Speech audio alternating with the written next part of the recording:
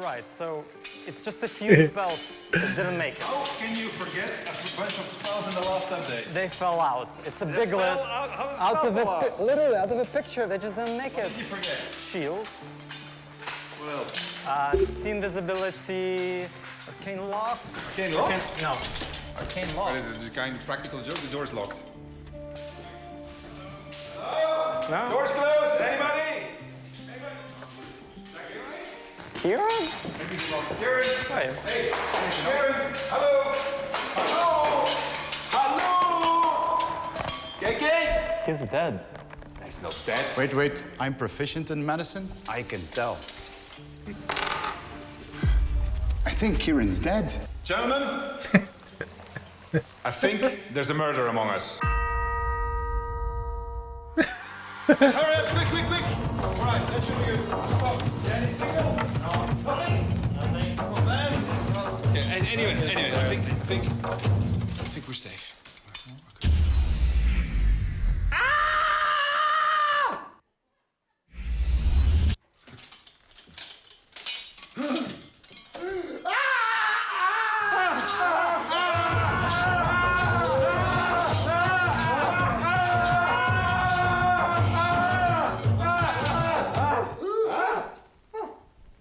I knew it! It was you! Me? Yes! It was him! How can it be me? I don't know, but we gotta go. It's Spell from Hell time. Now? Yeah! What He's a producer. He can fix himself. Come, we gotta go. We gotta go, Nick. We gotta go. It's time. It's Spell from Hell time. It's fine. I'll be right over. I'll just indeed, Which like, mansion you is know, this? put this Oh, back in shit. like this, and then cover it up with this, and I'll be all right.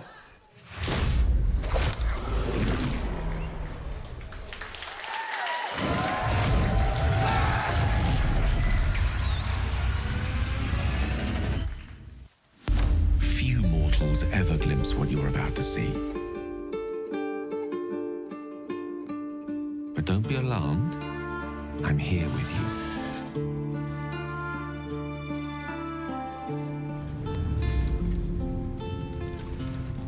Now, open your eyes. 18 chop. We are in 4 minutes of the presentation. Oh shit. There's romance. This is today's live presentation that happened 6 hours 22 minutes ago, but I couldn't be live here. I'm watching now. You're going to enjoy this since you already played the game.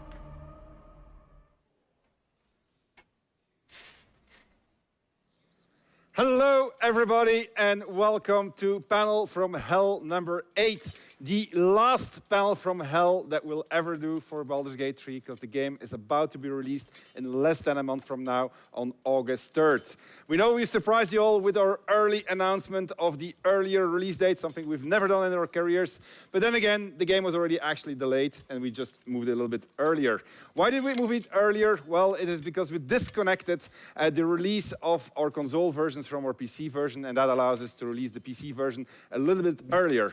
To get all the practicalities out of the way, what does that mean? That means that the game is coming to everybody on early access 4 weeks earlier instead of the 3 days that we said initially. You're going to get it on August 3rd. You will be able to play all of Baldur's Gate 3 and have an incredible adventure. It's going to come on 6th of September to PS5, and then other platforms, which we actually haven't officially announced, and therefore I will not announce officially right now, are going to be later when we are finished with the optimizations. We're working hard on them. We wanted to sim ship, didn't work out.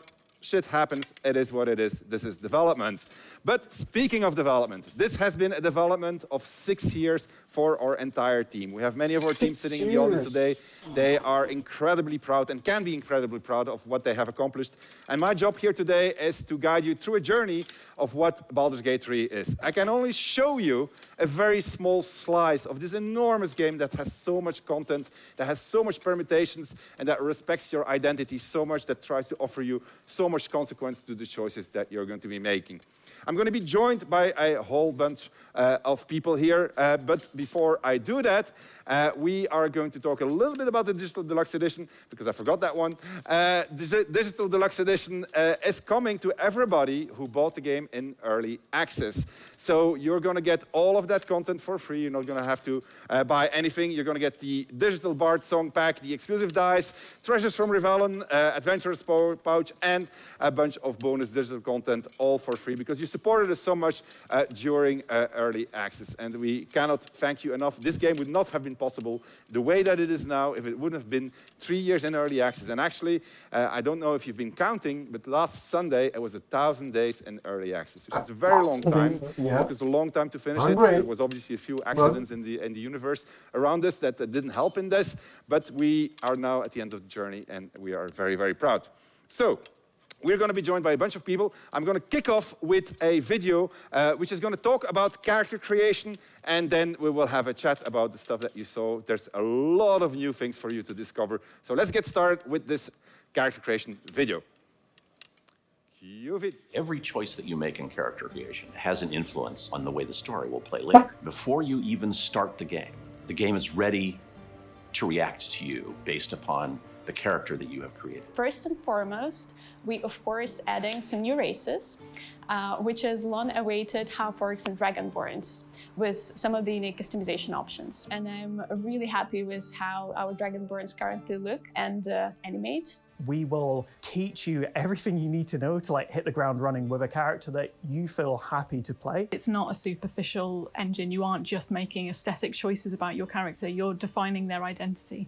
So if you choose your class, your race, your pronouns, any of these things that you choose in there, they will be not only honored through the game, but they will impact your experience. Classes are very central to the process of playing D&D. For us, it was super important to hit the class fantasy. For release, Baldur's Gate's class system is stupidly deep now. We've got 12 classes, 46 subclasses. On average, every class has 3 subclasses. But with Cleric and Wizard, they have 7 subclasses and 8 subclasses, respectively. And also you can mix and match them, for all of them. Multi-classing is a feature in our game. Within that, we've tried our best to include as much content from Player's Handbook as possible. I think we've got something over 600 spells and actions available to the player, so you're never going to be short for options. One thing we wanted to make sure was that every class and subclass has a toolkit they feel like they're not being shortchanged on at all. One of the brilliant things about this game is that when you make a choice about your class, it isn't purely a gameplay choice. It won't just affect combat, but it will actually affect the dialogues. For example, I know with the Warlock class, we've done a lot of work to develop how that will interact with dialogue choices. So you now have the option to call on your patron to get some insight, some advice in situations that might lend you an advantage. Probably the best example of how your class can impact the storyline is that every druid character or characters with animal-speaking spells can talk to every animal in the game. There are dozens and dozens of animal-based conversations and quest lines that you just wouldn't be able to access if you weren't playing as that class. If you're a barbarian, your whole skill set lends itself to being loud and just using force. What class you've picked will change how you experience the game throughout. All right, so for surprise number 1 of the night, we have completely revamped character creator. We're going to chat a little bit with Elena, who's our lead character artist, with Adam, one of our lead writers, well, the lead writer actually, Crystal, associate lead writer, and Nick, who is our lead system designer. So we'll start with you, Nick. No, we'll start with you, Elena. We are going to start making a custom character. We're going to have a look at all of the new options that are there, and at the same time, we're going to explore the new character creation screen. Let's start with the elf, I believe. Yeah, so here you can see our beautiful racial lineup. And some of you already has spotted some new races, which we're gonna dive into. Yeah. But maybe before that, we can also show you what we added. So let's do that. maybe like for each race, let's show one new customization option as we progress. So let's start with elves. What would you customize on elves if you would start?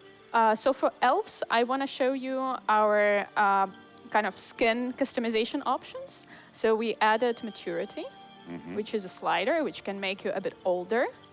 We have freckles and freckles intensity, so you can really be unique in your look. And we, of course, have vitiligo pigmentation. All right, cool. All right, let's move on. Let's have a look at the next one. Holy shit. All right. Tieflings. Tieflings, yeah. So some of you might have guessed, but we've added horn customization. Well, you already could customize how your horns look, but now you can customize your horn color and even your horn tip color. All right. Shall we get excellent. this purple? Yeah. I like the purple horn. Yeah. All right. Cool. Weird. All right, let's move onwards. Okay. Drow character. So for Drow character, we can show you some of the scarring options that we have. And not only we added some additional customization option, but as you can see now, you can actually see what you customize. Okay. So there are some beautiful icons. All right. Excellent. All right, let's move forward. Right, humans. So what I want to showcase for humans is actually more hair options. So now it's a really long list to scroll. And you can finally see what you're picking as well, because the hair in the so game many options. is really, really special and amazing. But it's a lot of work, right, to get every single hair in there? The work is like really intense. One hairstyle can take a lot of time because you basically hand place in each and every hair, like in the place, in the position. It's much harder than, you know, each doing, hair? like a hairdo. Oh my God. I can imagine. All right, let's move onwards. All right. Githyanki. Easy for character, it looks like Yeah. dog shit. My second favorite now. Yeah. With Githyanki, well, I wanted to show our hair coloring options as well. So this is something that we added in early access. So you can have 3 hair colors. You can have your natural hair color, you can have your highlight, and then you can have grain color. And we're adding more colors on release, actually. So it's gonna give you the opportunity to, you know, have a 3-colored hair. All right. Okay, let's move forward.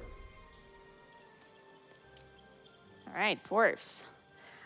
Well, of course, I want to showcase some facial hair for the dwarves. There are a couple of extra options if you want to pick them. Some nice bushy beards. The bushy beard. Yeah. Some silly beards, of course. I like that one. Let's go for that one. Yeah. All right. Classic Let's move female on. dwarves having beards. Half-elf. So with half-elf, actually I want to showcase the body type. True. Yeah. We haven't shown the body type. So now, not only you can be, well, just the regular body type, but also the strong body type. Finally. Indeed. Oh, shit. Buff. All right. Buff. Move onwards. Look at Right, that fucking... halflings. For halflings, well, It's halflings. You want to Yeah. throw them around. I mean, that's literally the thing with halflings, right? I would you know imagine what so. I prefer even overthrowing halflings? Your next one. Drone gnomes. Yeah, absolutely. Exactly. With gnomes, so they are really, really easy to throw away. All right. Indeed. We can show you one extra thing that we've added to our body art tab, which is piercings, which are also available for all the races. Okay, cool. All right, you've been busy. Go ahead. What else do you have? You have orcs there? Half orcs, yes. They look very cool. Yeah. So with half-orcs, I do recommend going with everything, you know, add a tattoo, add a piercing design, and obviously you can't have a half-orc without a good scar, so let's go with that. All right, very cool. Okay, let's move onwards to the race that everybody's been playing ever since we introduced it here in the studio. Hey, are you guys ready? Absolutely. Drum roll. Let's go. Definitely. Show them. Dragonborns. Here they are. So Dragonborns is actually our most technically challenging race because other races are humanoids, these guys are reptiles. Took insane amount of efforts to get them right, to make their scales perfect, to color them. Like it's been truly a journey making these guys. Very long one, but they look fantastic. Yeah. And you can customize a lot about your dragon head, right? Yeah, there are a couple of attachments you can pick from, and all of the attachments work on all of the heads. And of course, there is a skin color, which, we added a bunch of very exciting options for you guys. There are metallic skin colors, like kind of duochrome skin colors. But what we added on top of that is for white dragonborns, we added pearlescence effect. I can't even pronounce it, but I love it. It's really, really cool. Oh my god, adds like this special sheen to you. All right. Makes you especially cool. All right. And can you switch genders? Yes. See. Okay, cool. Can you zoom in? All right. They're so cool. I mean, I've been playing with Dragonborn the entire time. I was a Shadow Monk Dragonborn today. It was really, really cool. All right. Something we forgot to mention, there is a heterochromia now, so your eyes could be a different color. Another word I can't pronounce. All right. Oh my god, dude. Well, for one subclass, we also added like a special kind of like touch for Dragonborns, because you might have a question like how the Draconic Bloodline Sorcerer would look if you're a Dragonborn. Because normally you would get Draconic scales, but you're covered in scales. So what did we do? So for that... Sorcerer. So we added a special pattern that also changes color, depending on your ancestry.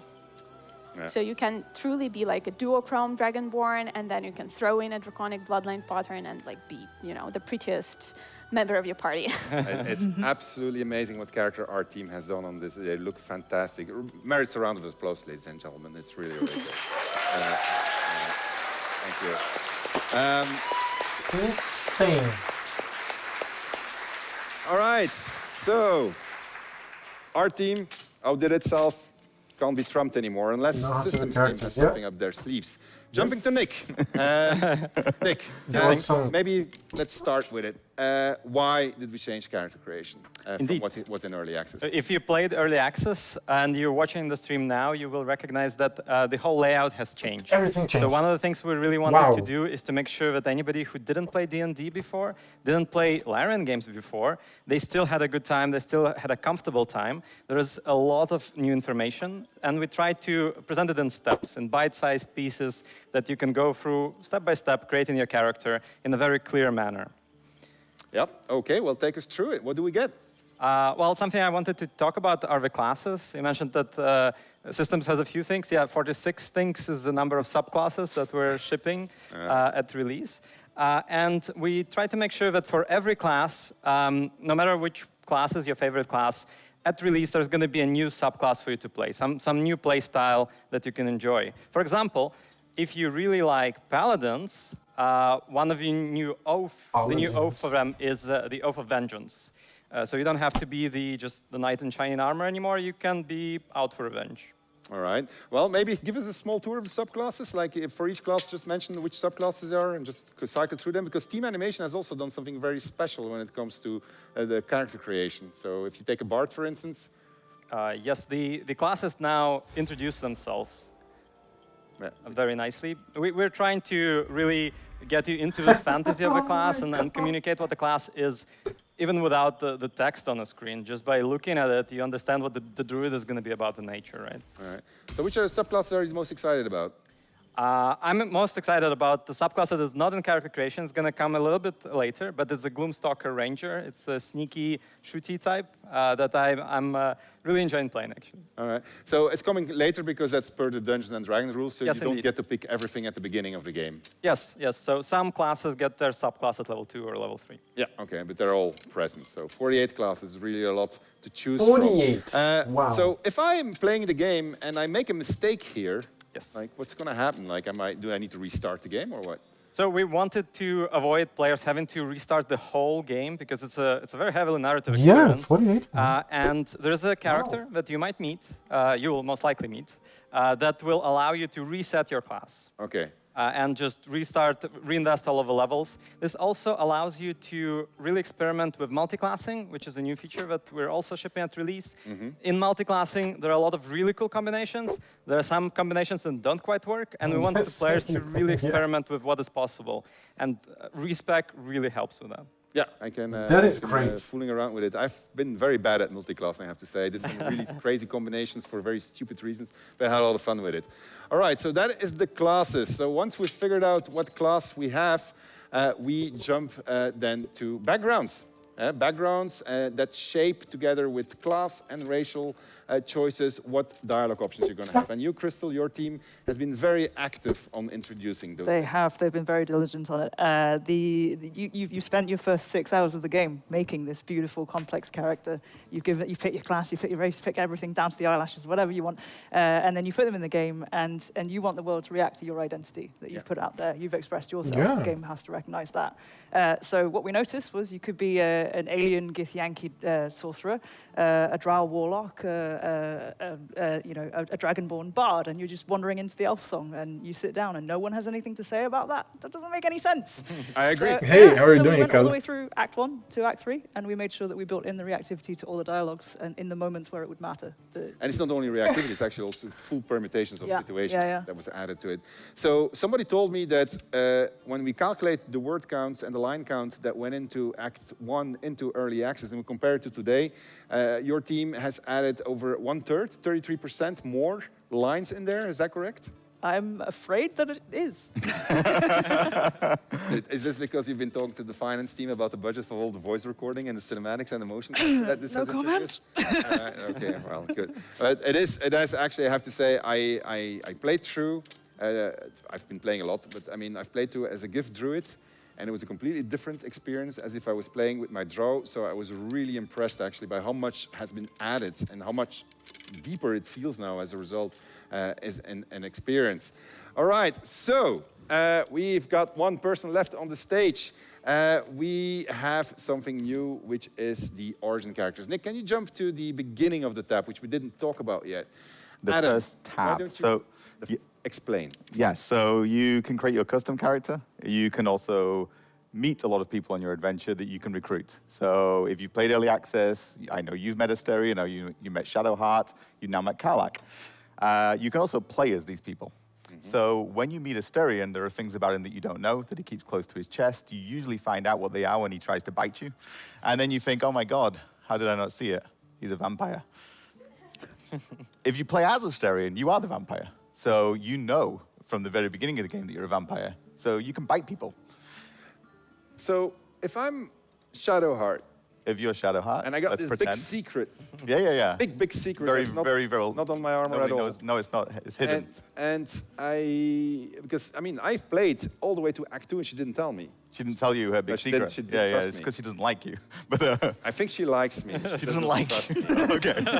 We'll talk about that later. I may have done things that would have caused her not to trust me, but anyway, let's not talk about that. So if you were Shadowheart, yes, then you may not trust the people around you either. So you may not tell them your big secret. I get that option? You have the option. You can tell them. You can decide, I think it's time to tell them.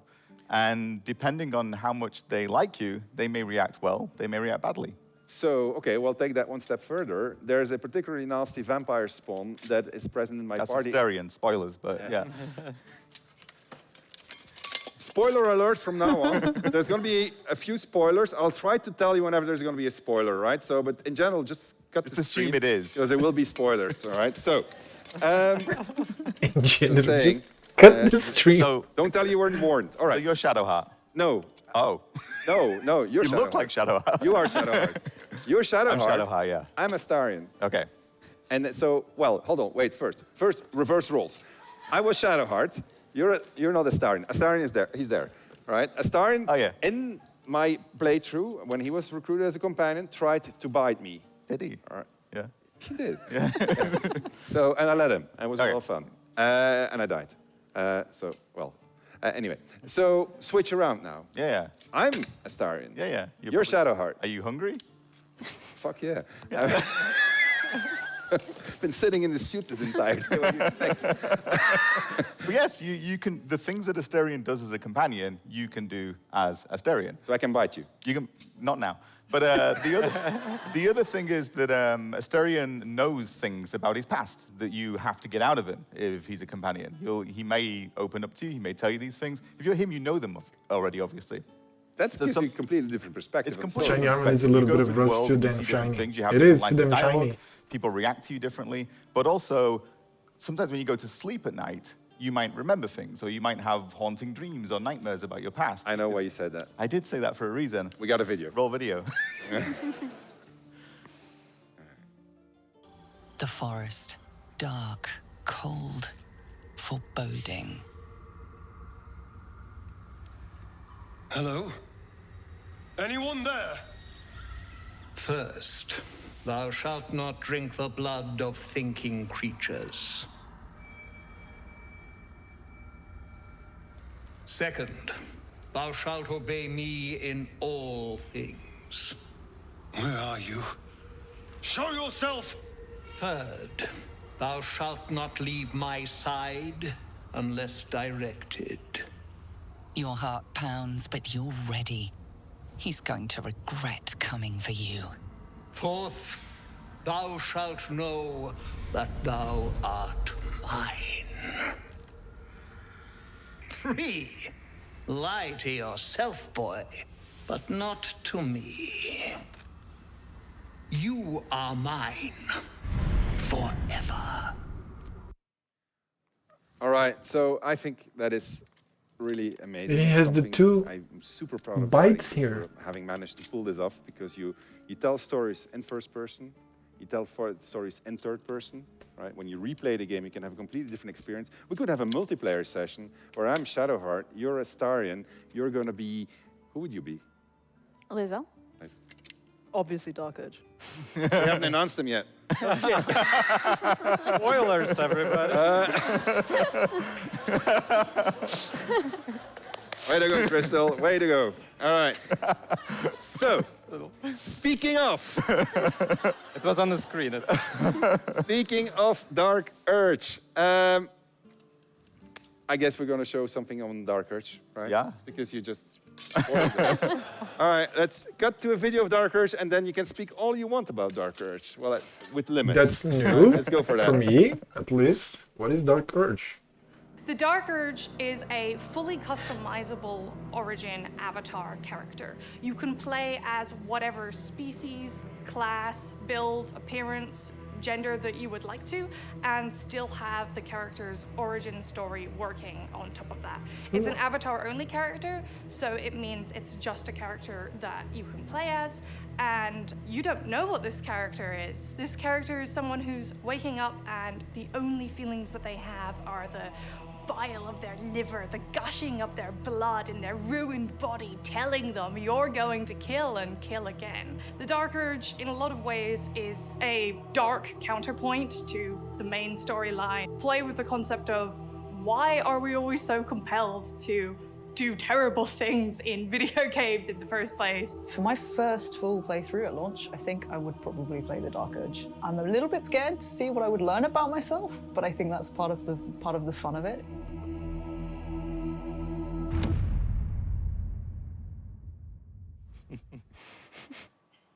It was a Dark Urge move. All right, so, Dark Urge. Tell me about him. So, the Dark Urge... Oh, hold on. We're gonna do this. Let's make one. Let's make one. Yeah. All right, we got Nick on the screen. Chat, we're gonna start involving you. We're gonna create a character. We're gonna create your own Dark Urge. So we're gonna start up a vote, I guess. team, community team. We got to vote. They're going to pick race and class. Race and class. Race and class. Nick is going to add in a little bit of touches. Let's see what they vote. That they look good. And then we're going to see what's going to happen to the Dark Urge. We're going to go slice of gameplay. In the meantime, we're going to talk about Karlach and then about Dark Urge. We haven't talked about Karlach. We need to talk about Karlach. We did. Let him first do his thing, Dark Urge. Okay, so let's talk about Karlach. Let's talk about you're going to talk about Karlach. Yeah, you talk about Karlach. Because you're not allowed to talk about Dark Urge. Yeah. So Karlach is brilliant. I love Karlach. She's born and raised in Baldur's Gate, and she got sold into slavery in the Hells. And she manages to break free. And then she's really angry about all that. And she wants to live. And she has an infernal engine for a heart. And it's getting hotter ever since she's left the Hells. So that might be a problem. And yeah, she wants to live the life that was taken from us. We're going to call you Spoiler Crystal here. That was okay as in terms of that spoilers go. She's rapidly grown one of the favorite companions of our playtesters. I mean, is she a good character? I think she's brilliant. Yeah, she's good. She's fundamentally, she wants to be in the world to make a good impact on it. All right, okay. So she's a barbarian. Yeah. Right, so she rages a lot. She actually has a special rage, her own very special rage that she actually... what is it, infernal rage, Nick? Tell us about that. She goes all up in flames, actually. She goes all up in flames. She has a special effects for this. Yeah. Right. So does that mean that if I have my wizard that's casting grease and I put Karlach in there, she's just going to go boom? Let's find out. Okay, so Karlach curses a lot. Is it like really a lot? Or? Yeah. Okay, and she. All right. Well, maybe we'll see some gameplay with Karlach later on. Switching to Dark Urge. So Karlach is an origin character, right? You can play as Karlach. You can recruit her as a companion. So in addition to, because who are our other good characters? We got Halsin, who's now also recruitable as a companion. You can't play him, but you can recruit him. You got Minsk. All right, you got Jaheira. Yeah. Also, Jaheira's although is a little bit more neutral, I would imagine, because she's got her entire Harper background and so forth. So that basically tilts the balance in favor of the good characters. Do we have any extra evil characters? I got you covered. Yeah, so Minthara, who many people have met in Act 1. Many people have killed her in Act 1, thank you very much. Some people have done other things with her in Act 1. You're the writer of Minthara, right? Well, it's a team, but I like her. But there's a few things you can do in Minthara in Act 1. Most people choose the killing option. If you don't choose that, then you have to kill a whole lot of other people because she's not a very nice person. If you do that, then we decided that you deserve a reward.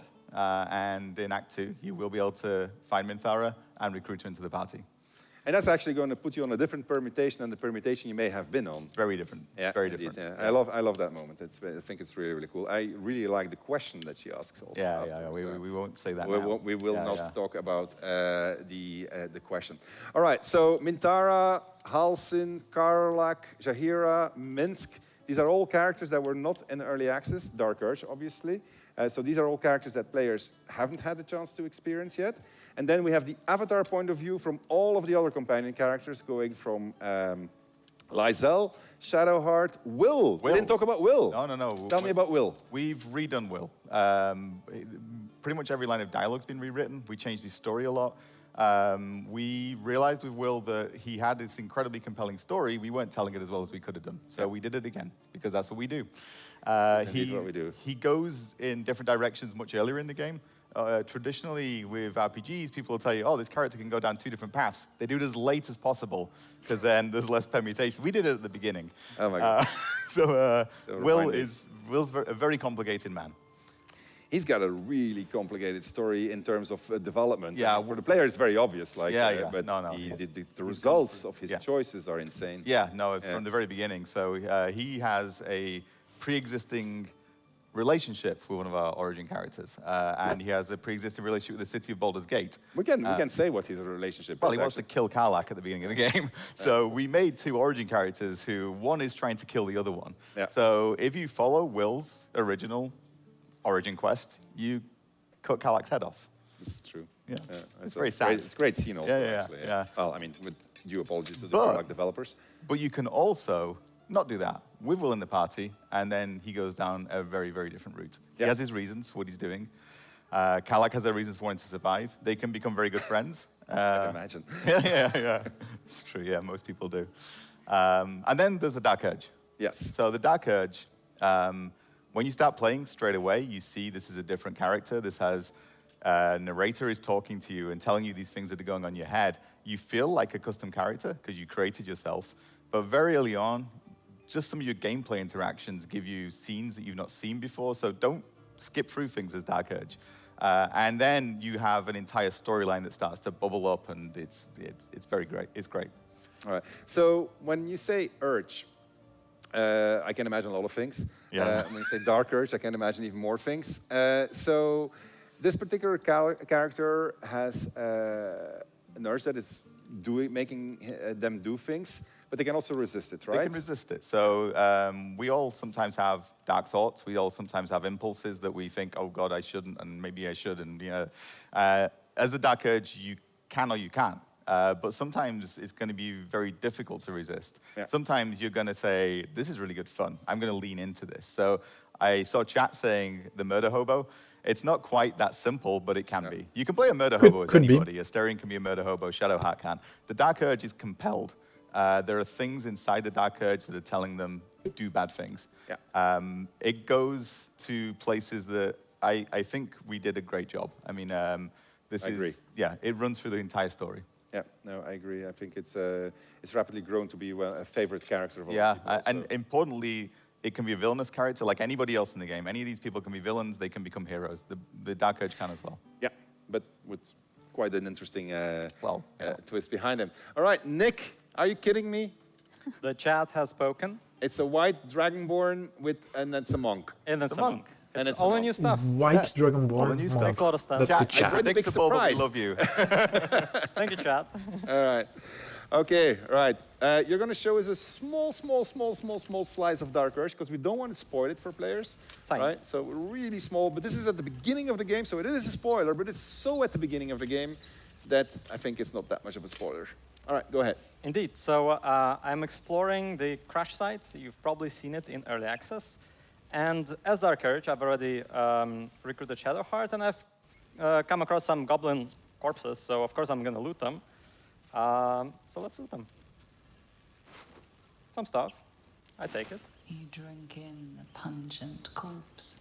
Since you awoke on the ship, your mind has been cold and empty, but something stirs. With your hands close to this body, you know nothing of why, but find a half smile flittering across your face. Let the grin fall Oh across your my face, God, or push the very smile fucking- away. Are we fighting it, Sven? We are not fighting Me? it. Never. Look, I'm a lizard, right? So I can't even stop smiling. It's just This feels like home. There's something unknown and unspeakable deep within your heart. All right. all right. All right, spooky. Having some dark urges here. Let's move on. Let's move on. And here's another little thing that is a bit different from early access. This little portal. Why don't we click on it? You approach the sigil on the stone. Magic glitters and swirls from it erratically, as if malfunctioning. It looks slightly dangerous. Oh, dangerous. Yeah, I'm definitely touching it.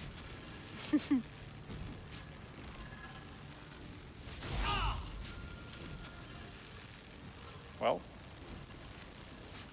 Should make a Twitch plugin that allows audience to vote. There's a Twitch plugin. I have it installed, but I think it just shows you the character. So that's different already from what we had in early access, right? This is the recruitment scene of Gale. He used to jump out. Now suddenly we see a hand pop out. indeed. All right. And we have a few things we could do. We could ask, who are you? Or slap the hand away. But the unique thing for Dark Urge is to fantasize about hacking off the hand. You're only thinking about it. Hold right, on, give me Nick? 2 seconds. I'm just checking what chat is doing. I can What's see what chat? you're doing, Chat, I chat. see a lot I've of never ones, seen chat. so many ones in my I- life. I am not disappointed in chat. It's like binary No, code. it's all ones. All right, okay. So, Someone has slap it. But all right. right, so what bad can just thinking about it do, right?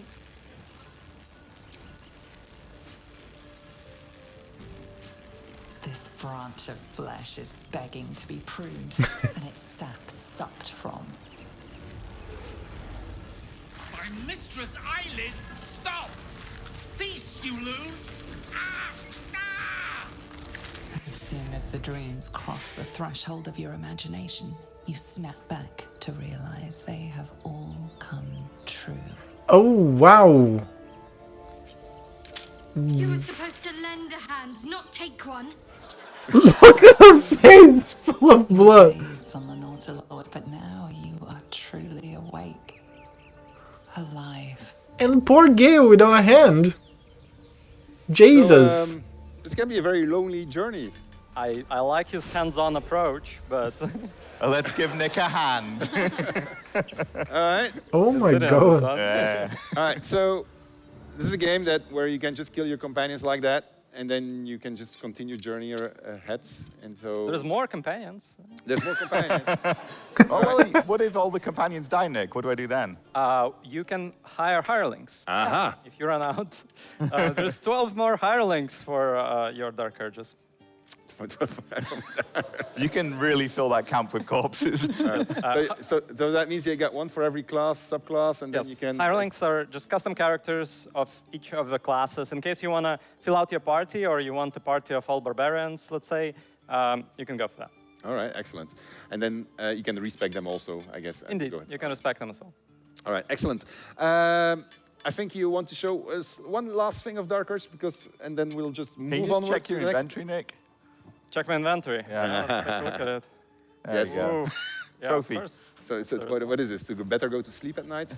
Well, to put under your cheek, I guess. A memento of Gale. I think I need to lay down, okay? All right. Before you go to sleep, I would like you to show a little bit of camp clothes if you can. Yes, so you will see that when you go to camp now, you're wearing something more comfortable than your metal armor. As you can see on Sven, it's not incredibly comfortable to sleep new on. armor. It is a new armor. Look at me. It's, all right. It's not a new armor. It's very loud. It's a summer armor. Very new, very loud armor. All right, anyway. Sorry. Anyway, nobody can sleep in that. So you can sleep on something more comfortable, like these pants. Dragonborn would like to go shirtless, I suppose. These items are just clothing that you can equip. You can find more in the world. You can apply dyes to them as well. So you can customize how you look in camp. And if you really want to, you can also keep wearing it outside of camp as well with this little switch right here. All right, cool. So everybody has camp clothes you can buy. You can go and shop. Yes, The you can tail go some shop, wings. You can buy them. All of Okay, them hold on a also second. each pair as well, which was a lot of work for the character team, I'm sure. Yes, it was. Do you have my the thing I asked you, or do you not have it? My little So many cloak. things. My cloak. Oh no, I don't have it. Oh, it's okay. Arms and legs is a Never mind. human trait. Yeah, I like that cloak. Anyway. Yeah, cloaks are a thing, by the way. Cloaks were not there in early access. Oh, yes, Oh, you We're have. gonna have cloaks. But we don't have one right now. We'll show it. All right. And, Find a place. And you can recolor all of it, but with dye. You that can apply find it. colors to clip. All right. Okay. Cool. All right. If we get there, we'll see how this stream goes. Make sure that we remember to put on some face paint also, because I really enjoy face painting. It's really. We'll see. Yeah. Anyway. Okay. So that's clothes. Let's go sleep. Let's go sleep. I just do a partial rest. As you writhe with sickly dreams, a deep And some lizard dread legs floods claws. you. Though you have a tadpole, But it's a your half broken mind dragonborn. is not like the others who bear the worm. A few scraps of the past come back to you now and then, and you can never quite tell where the knowledge comes from. Inexplicable, violent yearnings overwhelm all other thoughts. Oh, they have half and full? Who could you possibly be to In be the lore, if you're a full dragon. Then the dragons can assume the human form, have sex with humans, and then the humans are impregnated, or the dragons, and then they generate dragonborn. Right? Think upon your heritage. Is there truth hidden there? The ancestral of your dragon clan is diluted amid the liquid hate in your blood. It must have been a very long Oh, I don't have any of the lore. Yeah? among your You should play some RPG, man. When you try to think of a home, your mind twists itself back. I think you don't need... indulge in the We have Baldur Gate delights 3 of here. the day. You recall waking up, hearing the pounding war drum of blood. How much you treasured the sight of the first corpse you took. The waggling stump you left of that wizard's arm. Do we swear to resist? Or do we lean in? No. Lean in. Lean deeper. We'll let the players will resist anyway. We're going. Imagining a broken, Chat twisted agrees. neck, and a thrill thinking of a contestant. As these images flood your mind, you fall soundly asleep like a babe in arms. Blood, blood, blood, blood, blood. That's a lot of blood. I think there's a message there. All right. Dark Urge. Let's give Nick a hand. Thank you very much, Nick.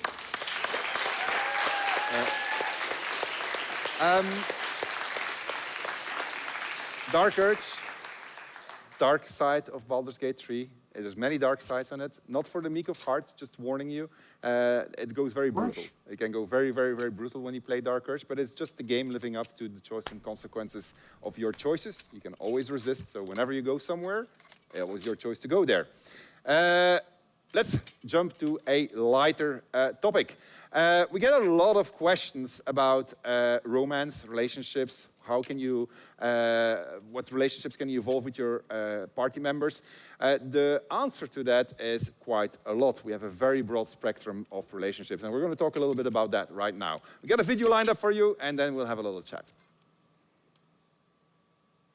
How do romances work in real life? You don't just do someone's quest and say some nice things and then get a sex scene. When we've been developing romance scenes in Baldur's Gate 3, we've been trying to show two people genuinely struggling through a hard time and supporting one another. And you're not going to be the same person as you are in Act 1 as you are in Act 3. Neither is your partner. Your relationship is going to have to grow along with the game's story. The relationships that you can have with party members in this game, it's a little bit like the relationships you have in your actual life. If you are going to be an asshole to them, then you can expect them to react to that kind of assholery that you've inflicted on them. If you're going to be good to them, then you have the opportunity to bond with them. They can open up and share their stories. You can get closer, start relationships with some of them as well. It can go the other way, so it's perfectly possible that you'll do something and one of your companions will say, no, I'm not going to adventure with you anymore. Or even, this is the point where I think it's necessary to just kill you, and then they will try to do that. Sometimes it's actually better also to have an argument and challenge your partner about their way of thinking. Because if you just go along with what they want to do, you might end up getting sacrificed in an evil god's sex rite, you might end up getting turned into a vampire, or worst of all, you might even end up getting married. So watch out, but be yourself. Okay, that was and don't treat the romance like it's just a quest. Companion characters have the potential to grow and develop in interesting ways. And indeed, the thing that makes them, that often kind of incites that within them or can kind of nudge them along the journey or block them on that journey is you, the player. And it is very much you who is influencing how they develop and who they become. My party members, they're not just following me blindly because I'm the person who's playing this game. They're following me by choice. And sometimes those choices result in them not fully trusting me. And I think that is such a satisfying experience. Different quests are going to matter to different members of your party. So if you take a particular combination of companions versus on one playthrough versus a different combination on another playthrough, you're going to find that the party is interested in different quests, and then you're going to find yourself being pulled towards the different areas and different quests that matter to them. And I think in that sense, you're going to get a very different overall experience. All right, so that was a little bit about romance. So let's talk a little bit about, because there was a lot of work that went into this and making this possible and catering to the broad spectrum of choices. Can you tell me what the typical day in the life of a romance writer is? Oh, it's incredibly sexy. So people say, write what you know. We couldn't, because we went to places that we can't go to in real life. So some of the places you can go to. So in Shadowheart, in early access even, you can start to romance Shadowheart. She'll get tipsy with you, she'll get drunk, she starts to open up to you. That's often how my romances start. If you're Astarion, then your romance might start by biting somebody and sucking their blood, and they may forgive you and they may say a little bit more. And that's how your romance starts. With other characters, it's different. So we wanted to give people emotional and physical breadth Yeah, okay. So we're going to have a little romance moment in the game. Yeah. We are having a problem, however, with the game. Apparently, our frame rate is not showing. We're running at 60 FPS over here stream, so I can show you with my mobile phone and I'll post a video. But apparently, it's not coming through. So do we have a solution for that already? Otherwise, we'll just keep on chatting about romance until we have it, because nobody wants romance at 20 frames FPS. per second. Yeah, no, it's rough. We do not want romance at 20 FPS. Well, oh no, I'm not. Let's not go there. But yeah, so I think what we're looking at is a game in which the romance progresses, and in unexpected ways sometimes as well. Sometimes you get what you expect. It's often sex, and sometimes you get something very, very different. Some of these are very surprising. It's also important to say that the companion characters, most of them don't just have one path through the romance. They have different versions of the romance. They can break off a romance. Some of them will happily share romantic partners and have polyamory. Some of them won't. Some of them have very different endings to their romance depending on what happened to them during the game and how you treated them and what you did with them. So it's incredibly complex. It's not just one per character. I know I've seen the dialogue trees that were behind it, so there's actually quite a lot of choice and consequence. And so is that all dependent then of like Shadowheart approves, Lysel disapproves? It's not all dependent on that. Some of it is. So like if people don't approve of you and they don't like you very much, then no matter what you do, it's not going to work out too well. So that matters. The way you behave in the world matters. As Bo said, Bo is one of our designers, writers in the video. It's not do my quest for me and then I will have a romance with you. It's more complex than that. So if they approve of the things that you're doing, they'll start to trust you more and more. And then if you decide to pursue a romance with them, it might work out. And sometimes they'll pursue the romance with you. Sometimes they initiate it. Okay, all right. Okay, good. I can see people working on the computers, so we're just going to give them a little bit more time so we can actually stream properly again. Crystal, you've worked on a lot of permutations in the game. You specifically have spent the last, 6 months of your life on the ending? Pretty much, yep. Yeah, something like that, right?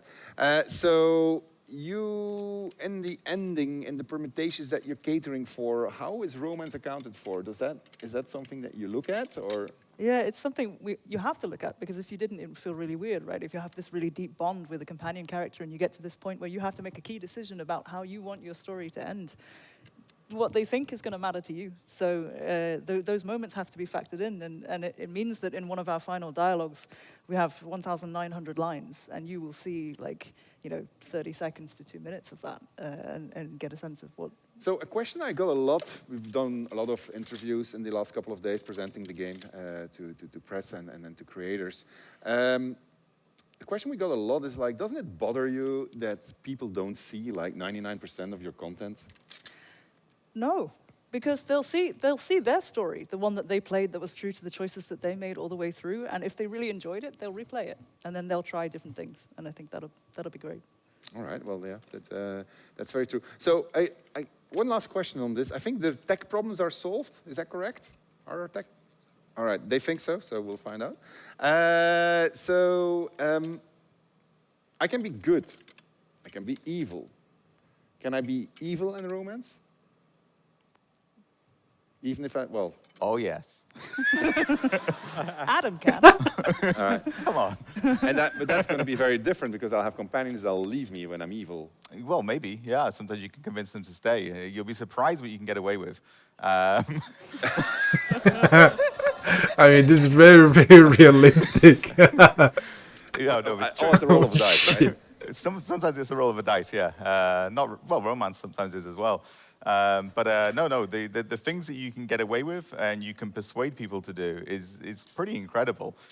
You have characters in this game that when you first meet them, you think, well, they're very sweet and nice, and there's no way in hell they'll follow me into the darkness.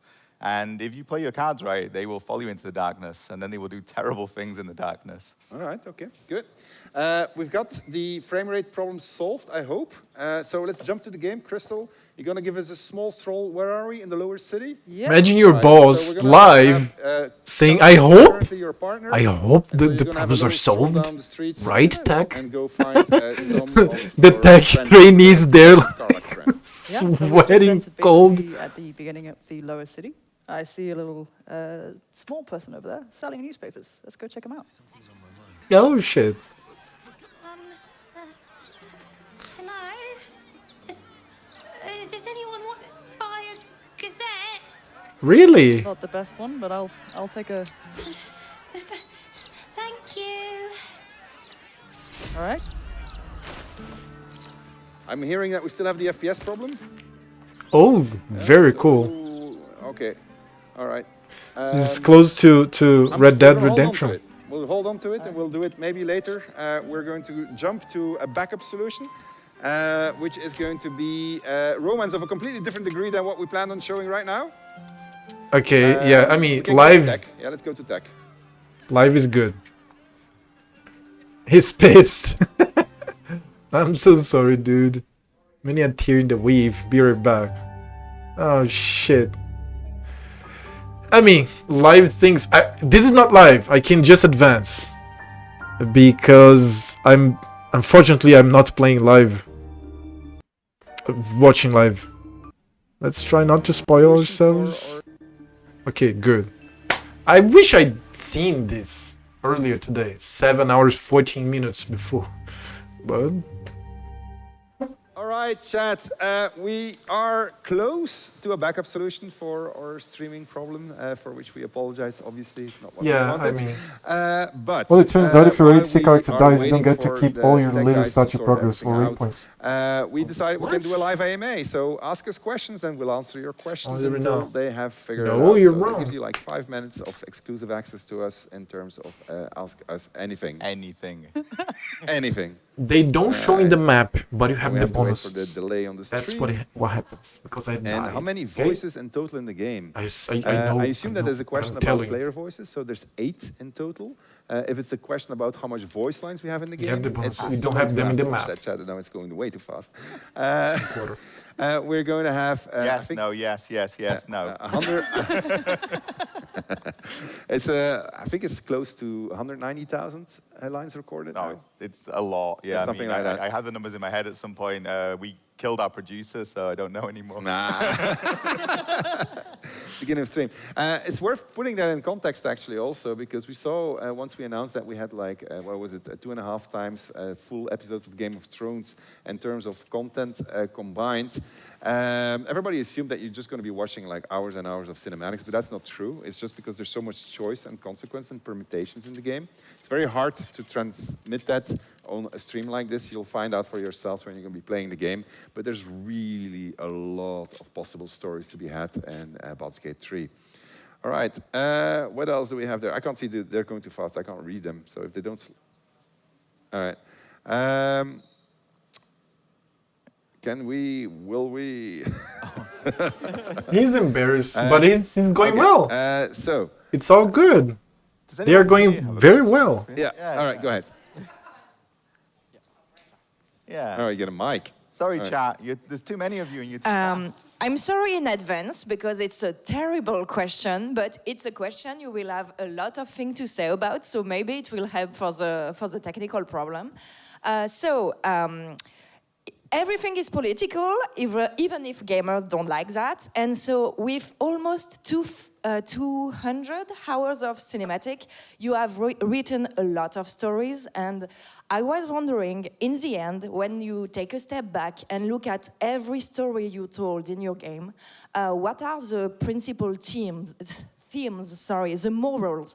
What is the story you wanted to tell to people? What is the final message we have to take away from the game? All right. We can do... You want me to do it? I can do it, yeah. Go ahead.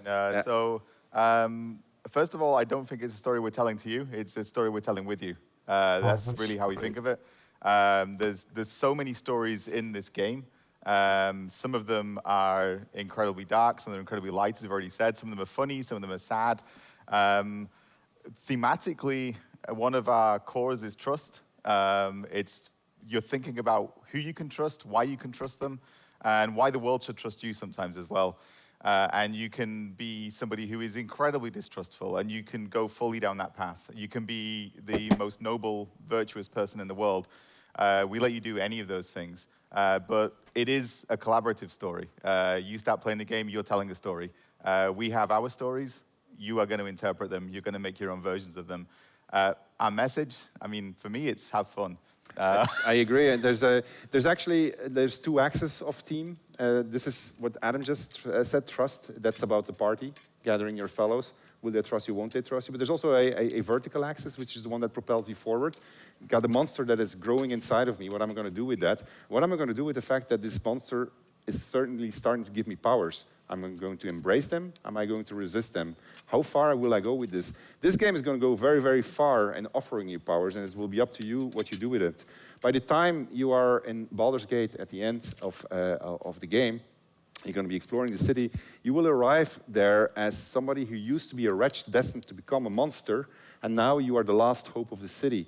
But you could be the last hope in a bad way or in a good way. You could say, this city is mine for the taking, or this is the city I'm going to save, and I'm ready to sacrifice everything for it. And so those two things you will find back in every single thing, going from the origin stories. Each origin story is about, what do I do? Do I resist the evil inside of me, or am I going to embrace it? And it's also about, like, things have happened to me in the past that caused me to distrust people. How am I going to deal with it? Will I trust somebody again? And then the player can obviously be the one that betrays it or goes for it. And like this, you get a lot of storytelling that's coming forth from it. So that's basically the core of BG3 and what we've always relied on as we were developing these hundreds of stories, thousands of stories, really. Yeah. Did that answer it? All right, go ahead. There's more questions in the audience. Go ahead. Thank you very much for this fantastic panel. Before the questions, look at the give guy. a huge shout out to Twitch chat. We've got you on our phones and we're trying to answer as many questions as we can for you. My name's Josh. I'm a massive fan of Baldur's Gate 1 and 2. Of course, look at this Since guy. I was a kid, I've played the games my entire life, and the name is legendary. The stories are mythical, and Baldur's Gate 1 and 2 are some of the most respected RPGs of all time. Why do you think Baldur's Gate 3 is a worthy successor to this title? Okay, I have many reasons. We can just break them down one by one. So obviously times have moved on. We are 2023. I think the first Baldur's Gate was in '98, if I'm not mistaken. So back in the days, Baldur's Gate 1 embodied everything that Dungeons & Dragons was. It was the first game that really allowed you to play D&D in a video game. It had multiplayer, which was very advanced for its time already. It had a party that you were growing, definitely in Baldur's Gate 2. That was really a really big innovative step back in the days. We've done the same thing, but with 5th edition. We've taken all of the concepts that were pioneered there to a much further extent.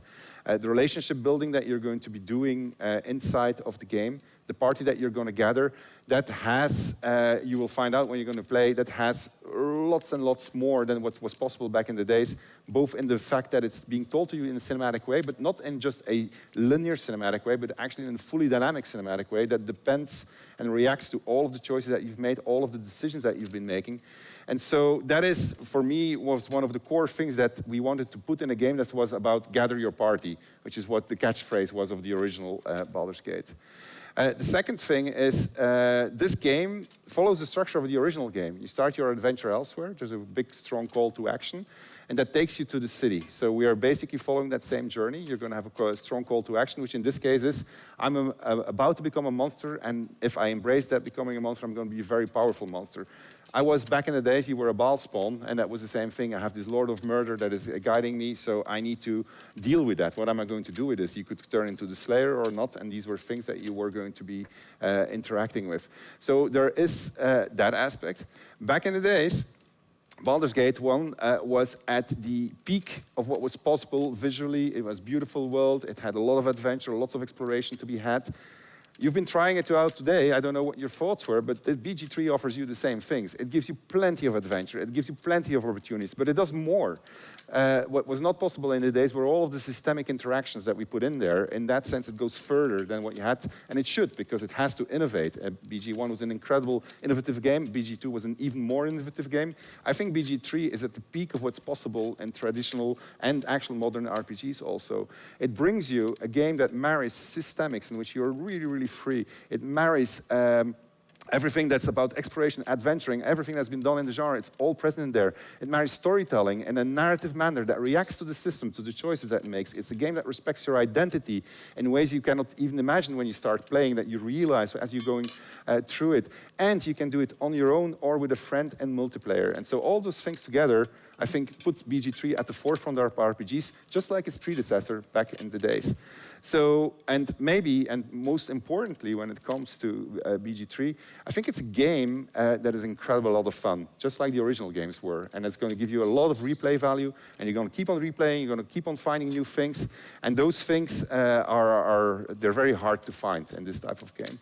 And so those, for me, make it a worthy successor. So it modernizes Dungeons & Dragons in a video game, puts it back at the forefront of where it belongs to be, allows you to play it in any way you want, be anybody that you want, and then actually get rewarded by true AAA cinematic storytelling at a scale that I don't think has actually been done.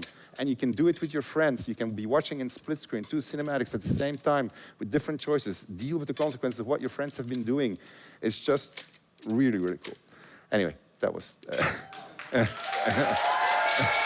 Holy shit. Thank you.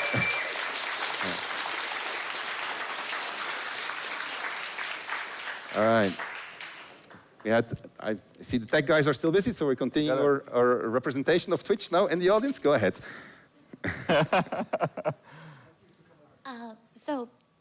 With all this in mind, how hard is going to be to pick your party members, your companions? You have been saying how many choices we have. Do we have to stick with them?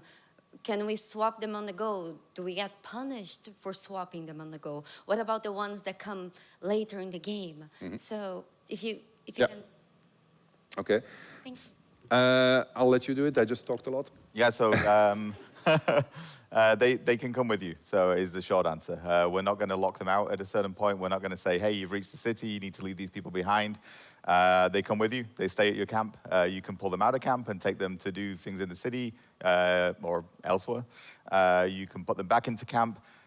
They won't always stay, but if they leave, it's because of something you did. It's because you annoyed them, you killed them, you were going away, you were not listening to them, you weren't doing the things they wanted you to do. So there are points where they'll leave, but they're narrative reasons that they leave. There's not a cutoff point for them. So some of them will be very insistent about the things they need to do in the world. It's based on their personality. Some of them are much more open. Some of them, they want to get to Baldur's Gate anyway, so that's where you're going, so they're going to come with you. There are some that, only 2 actually, that don't end up in the same party. Modders will make them in the same party very quickly, and that's for narrative reasons as well. But otherwise, the ones you find later in the game, they join your camp. You can swap them in, you can swap them out. All right, okay. Good. How are we doing? I see games that have booted up. Does that mean that our tech problems are solved? Okay. 59, I think is... No. 2 minutes, 3 minutes. All right, it's time for some more questions then. Yes, chat. Okay, you know. Me or chat? You. Okay, so you talked a lot about character customization and how much you care about like the story that the player wants to tell being told, or like telling their story, allowing them to experience that. And especially about respecting the player's identity that they choose for themselves in the game. And I just wanted to ask what your favorite part about that is, because like we had the wonderful opportunity to test it a bit as well, and you implemented so many different things, and I'm just curious which your favorite part is. It's a really simple answer. It's always the latest one that's implemented. So right now I love being a Dragonborn. I mean, I really dig being a Dragonborn. I haven't done a full playthrough as an orc yet, so I think I'm going to dig that too. So it's really my systemic developer's heart starts ticking, and the entire team knows that because I get very excited about it, is whenever I get reactivity to having made a choice at character creation, and whenever I get reactivity, whenever I get to a choice that I didn't expect the game to react to. And so when I was walking around as a gift druid, I was super excited because I had so much stuff so much stuff. Like I called them out. I said, like, guys, this is so fantastic. Like I didn't know you went this far. So that is really the bit, the reactivity that you get to your class and to your where you come from. Those are the things that are probably my favorite bits at this point. Go ahead.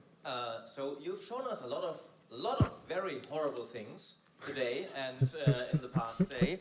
And because we're all bad people, we laugh at that. But we know from gaming that surprisingly people are good at heart, mostly. Yeah. Like from Mass Effect, they all play Paragon. So what are you doing to actually make not just the dark urge, but also the player feel the temptation to give in to evil and be as horrible as you people apparently are? Holy shit. Okay, we are giving you, we're tempting you. There's a lot of temptation. It's probably another team in the game would be temptation. There's a lot of temptation. You get all these superpowers if you're going to start embracing what the illithid inside of you is. And you can go very far in this, right? So you can go really, really far in that. So if you embrace it, it comes at a price. Price can be horrible. The price probably means that you don't have any friends. Price could be even mean. Well, I'm not gonna reveal this just yet. So it's temptation. It's literally, but that's what power is. Power corrupts. Why? Because it's so tempting, right? And then once you have it, you never want to give it up again. And because you don't want to give it up again, that's where the corruption begins, because there's things that might nag at it. And so that is present in here also. So the lure of power is the thing that's going to drag you into the evil side, or not. I mean, and it's not because you resist these things that you're not going to get power, but you're going to get it in a different way. You're going to get friends. You're going to end up with an entire army of allies that's going to be helping you when you're going to have to deal with the final evils. And that's going to be a different experience than if you walk there all alone, very powerful, but with no friends left, because you killed them all. Or you manipulated them, or you did other things to them. So it's really up to you. I think we're sorted out, Crystal. I think you can give it another go. I think we have frame rate back. Thank you, tech team. We have frame rate back. Go Belgians! All right, so we are back in the lower city with a group of friends. And we're going to take a little walk around. One of our friends is Karlak, who we're quite close to in this version. We bought a newspaper before, so let's have a read of that. Hello? Does anyone want to buy a gazette? Thank you. Would you like to tell us a little bit about the newspapers, then? I will, yes, for sure. I like how you asked that. Baldur's mouth. We've got a newspaper system in this city. It's going to react to your actions. It's going to talk about the stuff that you've been doing. What I really like about the newspaper is that you can manipulate it. So you can start, you can basically break into the printing house and you can start swapping stories around. There'll be a big surprise when you do that. And the game is going to react to that. The stuff that goes into the newspaper affects what the citizens of the city are going to think about you. So here it's early days because she's just arrived in the city. And to be fair, she cheated into the city. But just for the purposes of this particular representation. But yes, Baldur's Mouth, your one-stop news, stop for news thing, kind of thing. All right, Crystal, go ahead. And that newspaper was in 60 frames per second. I think we're actually approaching the Baldur's Mouth. So we're deep in the city, lots of things going on.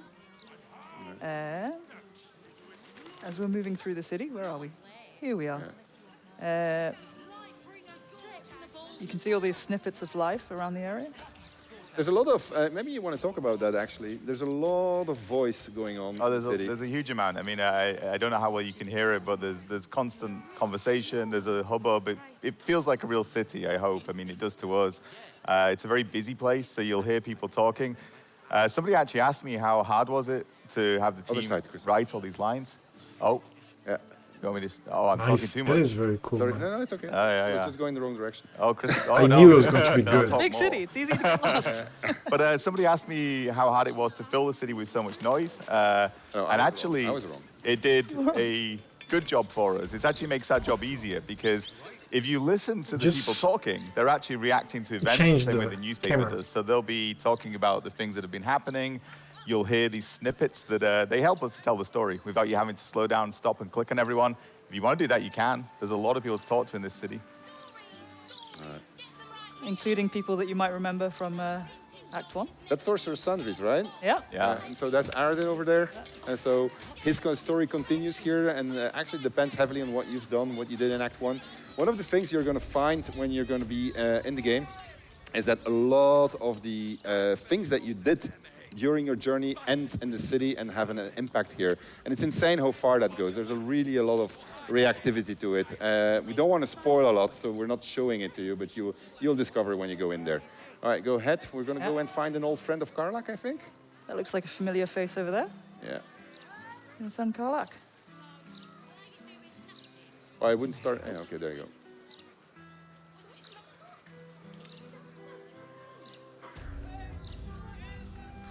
Karlach Cliffgate? That can't possibly be you, can it?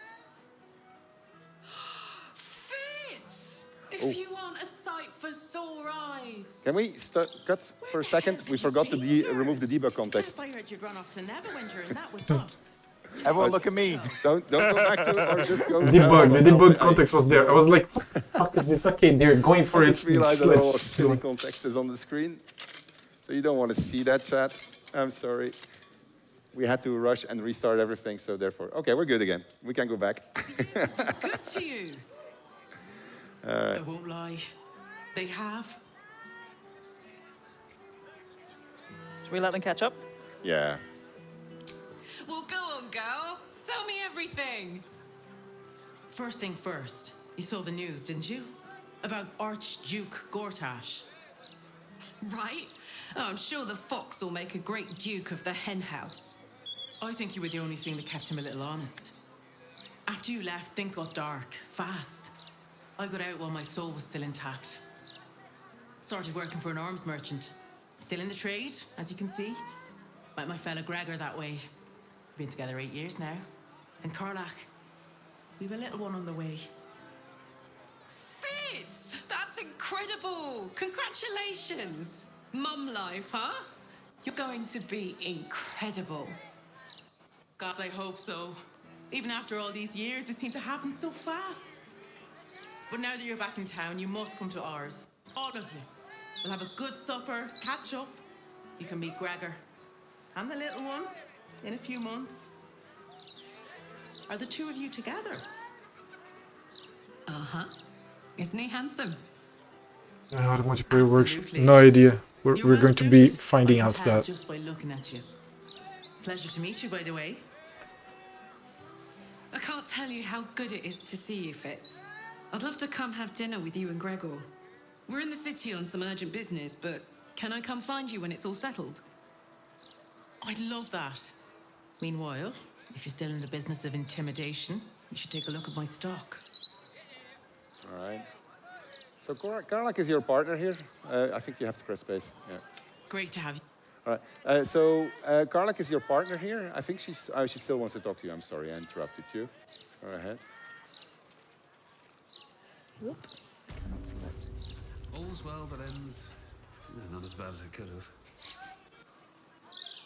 Hope that wasn't a lie. I hope we do get to meet up with Fitz when this is all over. First step, save the city. Then, save myself. And last but not least, dinner with an old friend. What more could you ask for? Right. See, we're not always horrible, evil people. Yeah. There you go. So let's go to camp perhaps, and we're going to be sleeping on the docks because we didn't buy a room in the Elfsong Tavern yet, which we could have done. And you're going to go on a date, I think. With haste. Where's my beautiful tiefling? Depending on how well the game is, I might stream half week Starfield, half week Baldur's Gate. Because I don't think 15 days is going to be enough to finish the game. Because August 3rd, Baldur's Gate, August 18th, Path of Exile. Well, you want me to drive? No, that did not trigger what it was supposed to. Oh, so it's true, actually. Oh, wow. All right. Well, that's a first. Okay, well, let's leave. We're going to have to go back to sleep. All right, well... Then we can play for... Oh, yeah. This is for years. Game, but I'm talking about finishing one I playthrough. wanted to show you... actually, it is... Oh, I think she's ready now. I think she's ready now.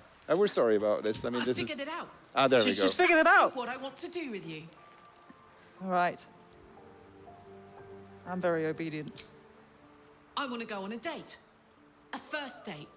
No weapons, no monsters, no mysterious voices. Just you and me and dinner. Please say yes. I'd love to go out with you, Karlak. Yes!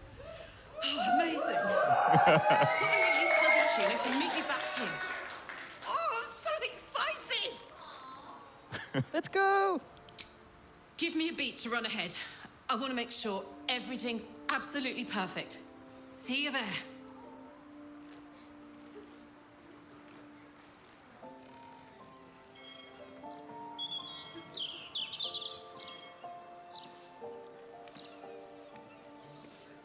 That's how you go on a date. Hi. That's how you're going to. You made it. You look nice.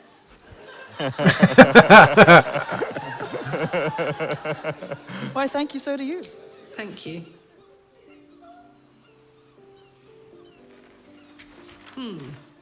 Baldurian seafood stew. No, thank you.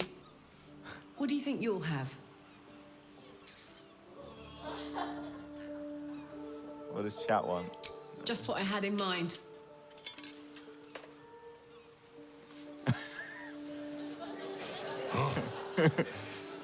Two of the rothe ribs, please. And Rothe 2 glasses ribs. of- What do you think, chat? Wine? Chat side. Room says wine. All right. And 2 glasses of wine. Ah. Predictable. So, you're an adventurer, right?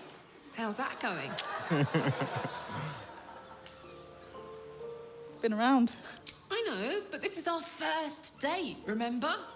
Tonight, you're a mystery to me.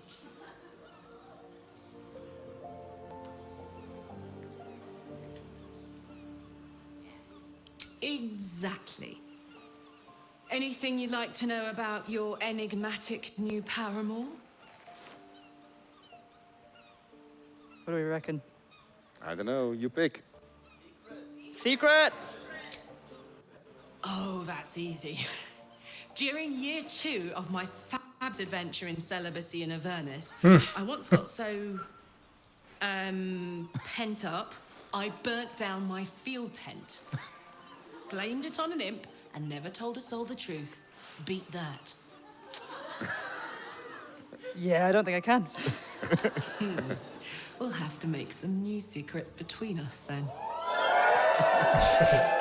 Here comes our food.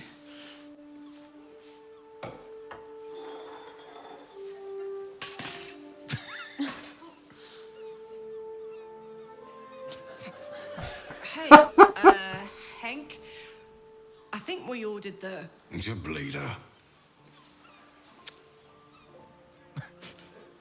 worst guy I ever met. Anyway, how about a toast?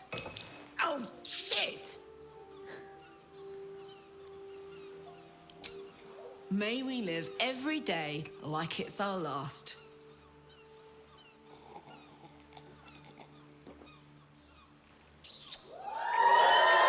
She jumps and kisses the reptilians. You never know when your last will come.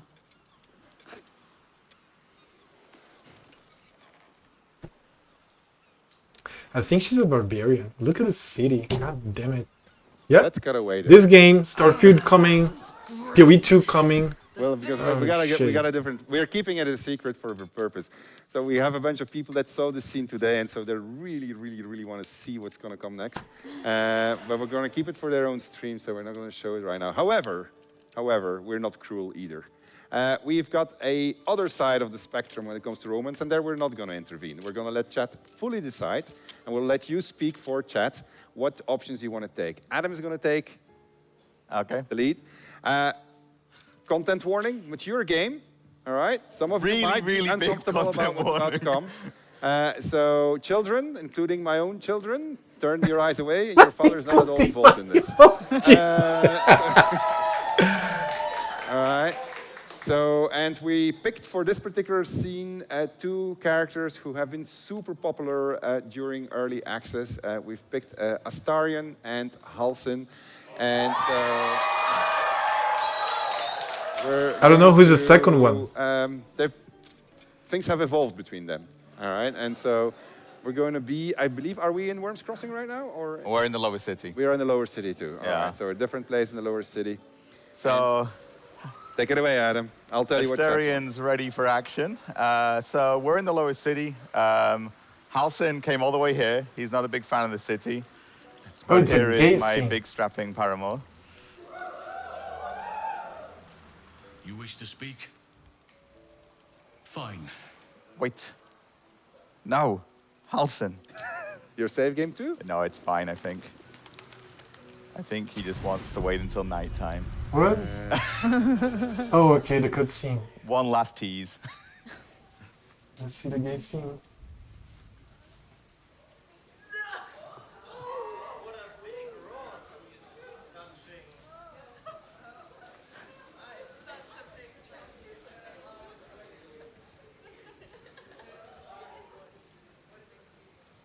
Oh, you came. I was concerned you might have had doubts. Or that this might have all been too soon. It's up to you guys. Oh, the chat is choosing. 3. Perhaps a little. Do you know how hard it's been for me to contain myself? I know I was threatened to touch you. If I give in, I may not be able to stop until I've devoured you. Holy shit, they made things full on. 4? Well, hold on. We'll give chat a chance. We'll see where they want to go. 1. I've seen a lot of ones. A lot of ones. Yeah, I see 1 is the dominant number. It's gonna be 1. Nevertheless, I will be gentle.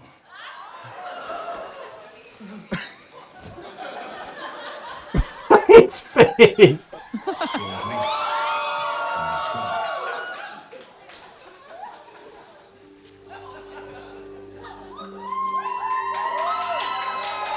Yeah, I wouldn't go that path, but anyways, the game is for everybody. Oh, the 2 pierces are still here on his neck.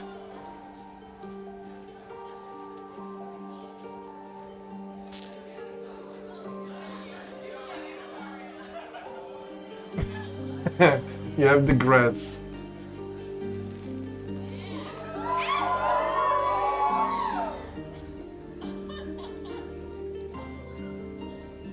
Wow, the scars.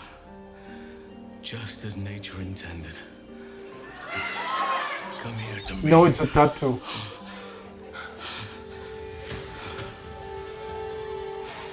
What?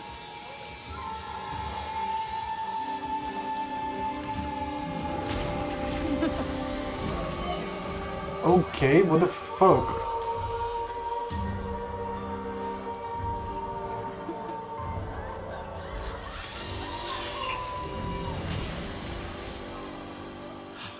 Forgive me, I lost the run of myself. Sometimes, if blood runs hot enough, it's difficult to tame the beast. So we're all about choice and consequence, Astarion. Man, that's very fucking cool.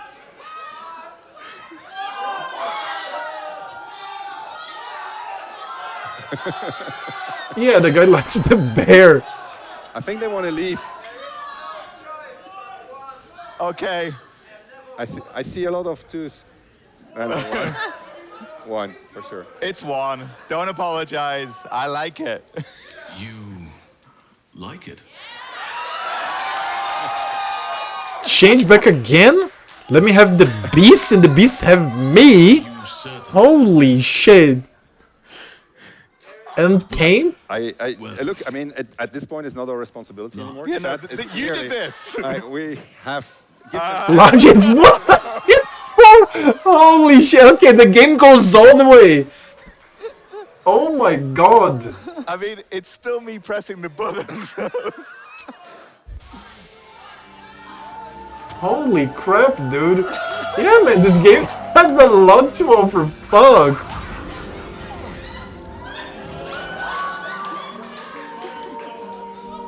We have thousands of possibilities, apparently. I think this is us as druids. What the fuck?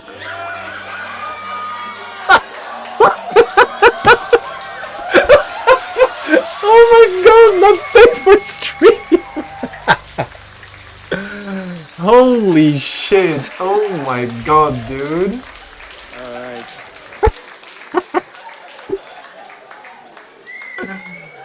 Alright. Holy crap. Yeah, man, the game has a lot of shit to offer. I'd like to say that we didn't expect If you this see particular this... process. We actually did expect that one. So that was a, when we said spectrum, we meant it. There's a very wide spectrum. There's much more for you to discover. We don't want to spoil a lot. Holy crap, there's dude. lots of moments of tenderness. There's lots of moments of silliness. There's lots of moments of fun to be had. I mean, Europeans making a fucking game, right? To get it all. Now comes the hardest part of the evening for me. I got to transition from this to combat, okay? So... So, the fucking hell, that's a new thing in games now, lol. Dude! I've been expecting this game a lot. I'm bummed out about to level cap 11, but this is awesome. What we're gonna do is we are going to have our two best players in the company. We're going to get them take place. Who are they? And in the meantime, well, that's you, the two of you. And we're gonna have them play in multiplayer because obviously BG3 is yeah, show me, goddammit! Multiplayer with up to 4 friends. You can play in split screen, so that basically means that the two couples can play together if you want, or obviously you can always play alone. The game always works, the stories always work, everything weaves into one another. If you want to play 4 origin characters, you can. You want to play 4 custom characters, you can. If you want to, courtesy of one of our producers who came up with the idea, if you want to be the master of a necromancer resurrected army, followed by plenty of zombies, so 4 necromancers, you can do that in multiplayer. It's crazy, the stuff that the game allows you to do. So, we're gonna introduce Matt. Holy shit, man. You take place. Matt, can you come over, please? So we have a little chat about wow. The view of this romance and this sex scene option shows how vast the game is. You've been doing combat for a long time. Quite a long time. Yeah, and so you've created many legendary copies, memorable combats in our games, actually. Currently, you've been doing the end fight. That consumed you also for another 6 months, I think. It's really huge. But before we talk about combat, I wanted to talk about something which is actually the very first choice you make in the game. Well, no, the first choice is actually, do you want to have the modesty filter on, yes or no? The second choice that you make is what difficulty mode do you want to play at? So tell us a little bit about the difficulty modes that we're going to ship with. Yeah, absolutely. So the first difficulty mode is balanced. That's the one all you guys in Early Access will have already been playing on. It's just the default mode for someone who wants a bit of challenge, but not too much challenge, who still wants to see and enjoy the story. Then next up, we have Explorer mode. For those of you who aren't quite as interested in being challenged in the combats, you just want to see the story, get on with it, that's the difficulty mode for you. And then finally, we got Tactician. I think a lot of people in the audience here, a lot of people on Twitch are looking forward to that one the most. That's our hard mode. That's the one that's really going to challenge you in the combats and even outside of the combats in some ways. Yeah. And so, can you tell us a little bit what does Tactician mean? Like, what does that do to the game when you play in Tactician mode? Because it's not as simple as just like the HP has been buffed up, right? Yeah, so we kind of have it in 2 layers. So there's the base layer that all the characters in the game are going to get. So that is the basics, like just increasing HP, making it easy for them to hit you. And then there's the local layer. So we've gone through every single combat in our game, and we've added in little bits of spice to make that combat shine just a little bit hotter and be that much harder. Okay, so I want to follow up on that, but maybe first, like, what is the philosophy of combat in our game? Because our combat is not just something I just drop a couple of guys and I see what happens. There's a lot of engineering that goes into the creation of every single encounter that you're going to have. Is it about 300 or something like that? Oh, I've long since forgotten the number of combats in this game. But yes, every single combat, we don't place characters idly. We have a philosophy around making each combat encounter a puzzle. And, well, puzzles are only solvable with the tools that you have. And what's so exciting about working in RPGs is every single party is going to have a different tool set to solve their puzzle with. It makes it very difficult to design sometimes, but a lot of fun in the end. So can you give us an example like of a simple puzzle? Like just what is like the basic puzzle? Yeah, so a puzzle can be as simple as you've got a big bugbear standing in front of your party, and behind him on a roof is a goblin shooting down behind them. You got to figure out how to neutralize the goblin so he can't shoot you while dealing with the bugbear. All right, so that means that if I have a, I don't know, I mean like a party, let's say the monk, we just introduced the monk. What does the monk do when they are trying to deal with this particular puzzle? Yeah, so this is what I was talking about with having different tools to solve puzzles. So the monk is very cool because they have a passive called deflect missiles. So when a missile comes in, so an arrow from that goblin, you can actually deflect it back at them with a bit of luck. And take them out by yourself. So you don't actually need to care about that goblin as much. You're more worried about the bugbear. Yeah. I don't know why you just don't throw fireball, but I mean, that's just me most likely. Same battle, you just described it. Now I'm going into tactician mode. What changes? Aha. So the fun thing about Tactician is we have so many different vectors to pull on to make the combat more engaging, more difficult, and to really enhance that puzzle. For example, we could put another roof and put a goblin on top of that roof. So now you have two goblins shooting down at you and you got to deal with the bugbear. Or maybe we give the bugbear a grenade and now he's able to do big explosions on you. Or we give the goblin in the back a fire arrow. Now he's going to blow things up. Or maybe we put some explosive barrels around you and you got to watch out for those. It's not for me, but I know it's for you, and I know it's for this team also. So you are going to be playing in normal mode first, in balance mode, and then we're going to switch to tactician mode just to see what the delta is on this particular combat. However, before we going to do that, I believe we have a little clip that introduces the monk, because the two of you are going to be playing as a monk, the new class that has been introduced to BG3. So let's have a look. Let's have a look at that video and then jump to gameplay with these two star players. Holy shit, this is a game for years, man. Monks in D&D are inspired by the monastic traditions of Tibet. You will be basically a Kung Fu specialist. We looked at a monk and said, like, what are the key visions for a monk? Like, what do we want the monk to be? And we broke that down again and started describing, okay, so subclasses we want to bring into, we've got Way of the Open Hand, we've got Way of Four Elements, and we have the Way of the Shadows, and each of those subclasses is very distinct in the way it interprets what a monk means. The open hand monk, that's just the classic Kung Fu movies archetype, where one person and with two fists and two legs can knock down the whole room full of enemies. The other one is Four Elements. They basically can cast spells. And the last one is Shadow Monk. It's the ultimate ninja. We wanted players to kind of see that, so we've given Shadow Monk this brand new ability called Shadow Strike, where from the shadows you can instantly teleport to an enemy, blast them for a good amount of psychic damage, and your melee weapon or punches, because you want to encourage both. All right, so I gotta say, I would never in my life play a monk. No. This is my job. All right, and so I've been playing with it. I actually enjoyed it. So I got to say kudos to the combat team and the systems design team, because it was actually quite a lot of fun. And I heard a lot of people here and yesterday and the event that we organized to get first hands on the game. A lot of people actually enjoyed playing as a monk, so which is almost impossible. So it's yeah. Well, so that's actually quite good. And look at that, we have an actual monk standing there. Hello. All right, and he's going to show us. What are you? I'm the shadow. I'm Way of Shadow, so I'm the ninja monk, the coolest one. Yeah, and I know this so well, I didn't even listen to Matt, because I know exactly what I'm doing. Okay, so whose move is it? Oh, it's my move. So first thing I'm going to do is, so you may know this combat from early access. It doesn't have to be a combat like anything else, but you walk in here, these goblins ambush you. If you're a martial class, then sometimes you get pinned down by them in the middle there, but monks are really fast. So we've managed to dash up on the roof already, and I'm going to deal with them. So flurry of punches, which looks badass, and that's one down already. And then I'm also going to show some Dragonborn stuff, and I'm going to burn this one with my breath.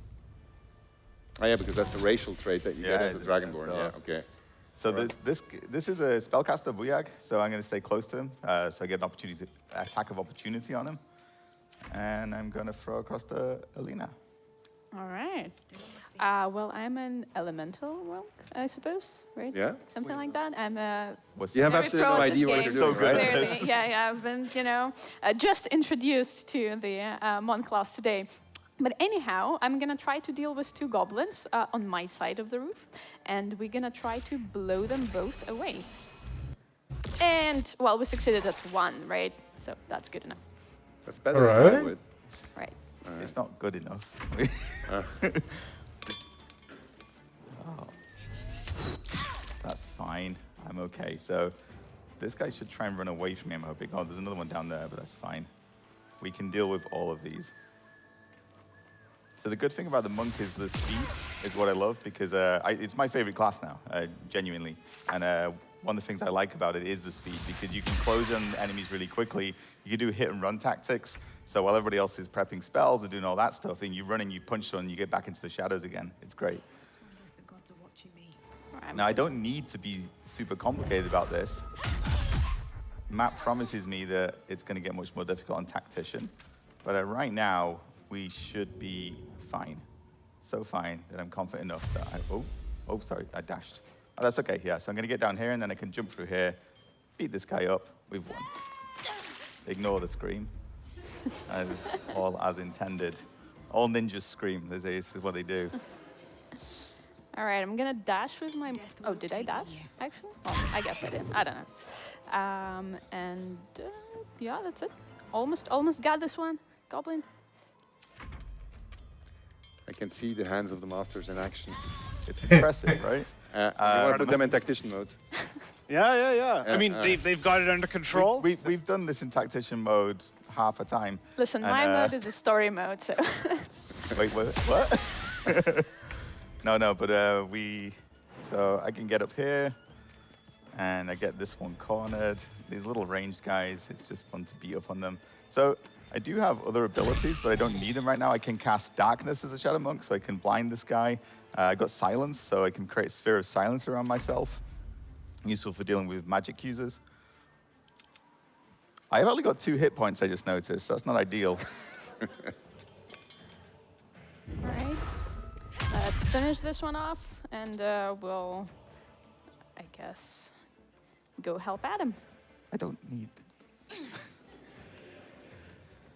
Looks like you're handling it, though. We're handling it very well. I mean, the mobility is great because you get these little archers, and I mean, it's a goblin. So, this is deflect missiles. So, hopefully, nice. Straight back at him. It's used as a reaction. God damn it! That's awesome. And then I will finish this one off. And that was a little bit too Jumps, far. takes damage, falls. You finish this one off. And he's dying. It's fine. He's going to take damage because she's going to step on I wanted fire. to handle this on her own because I'm the master, and you need to. And she missed. You teach not by example, but by. That's it. No resources. The breath. Oh no! I kick. I see a master like this teaching a young Padawan how to improve. It's very beautiful. Oh, I'm happy that it makes you happy. Okay, let's go Tactician then. Yeah, let's reload and see you do the same thing in Tactician. They're only goblins. Who's the host? I guess me. Yeah. Yeah. Helping down characters tutorial. I don't know why that came up. All right. Let's find out. But the thing is that I would have been helped back onto my feet. It would have all been fine. There's, it's. Well, we see how you do on this one, Adam. So this is one of the ones that I was talking about before. We've given it a pretty cool treatment for Tactician mode. So not only will all the goblins now have fire arrows, I've added a few little spicy explosive surprises all around. I'm still not listening to him. It's fine. We're going to be absolutely fine. And can you? Yeah, go. Sorry, I'm sorry for interrupting. I just wanted to, because there's something that he didn't mention, and I thought it was really cool.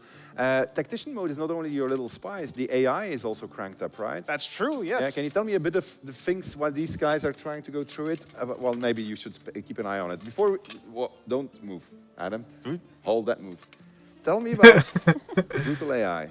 All right, so brutal AI, we want to make it feel like you're going against a DM that's, trying to push you to your limits. So this is going to manifest in ways like attacking your I have to squishy go to the characters, bathroom. going back to the bugbear and the This archer. here. Maybe the archer's going to try to pick off Gale because he's in the back and squishy. And some really smart characters might even start targeting you for your concentration spells, trying to break those off. Wait a minute, I always play as a wizard, so this has consequences. Oh, just don't use concentration spells. You'll be fine.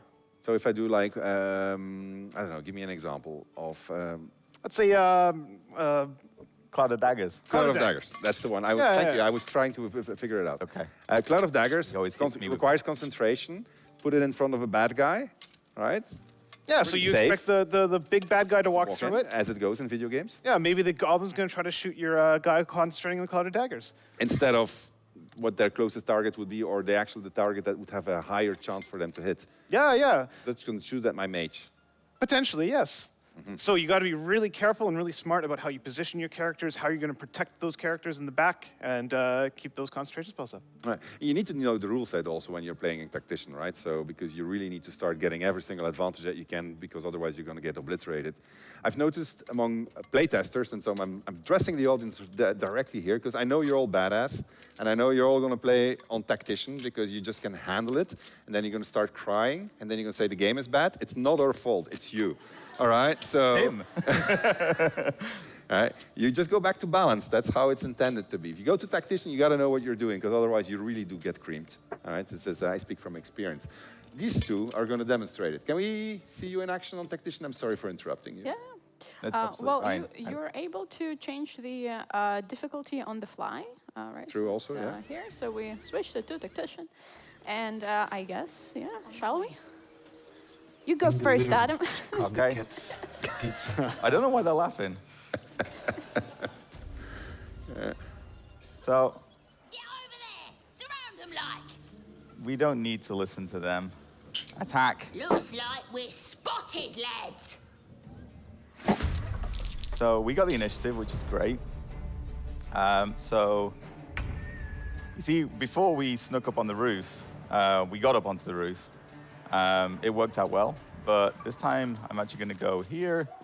I'm going to take this one out first. I should be pretty sheltered from those guys here. And I'm going to use my silence over on these ones. That's actually quite smart. I think it's... You said that like it was really unexpected. He's a master, Sven. I am too far away to do it, which makes it less smart. So I'm going to make darkness over here, so that anyone who comes down here is going to have difficulty shooting me. You look good with a few arrows! I always look good. Like this. Oh! That's what you meant with the... Explosive surprise, yeah. So the barrel wasn't there before. Oh, I'm dead. Oh. Sven?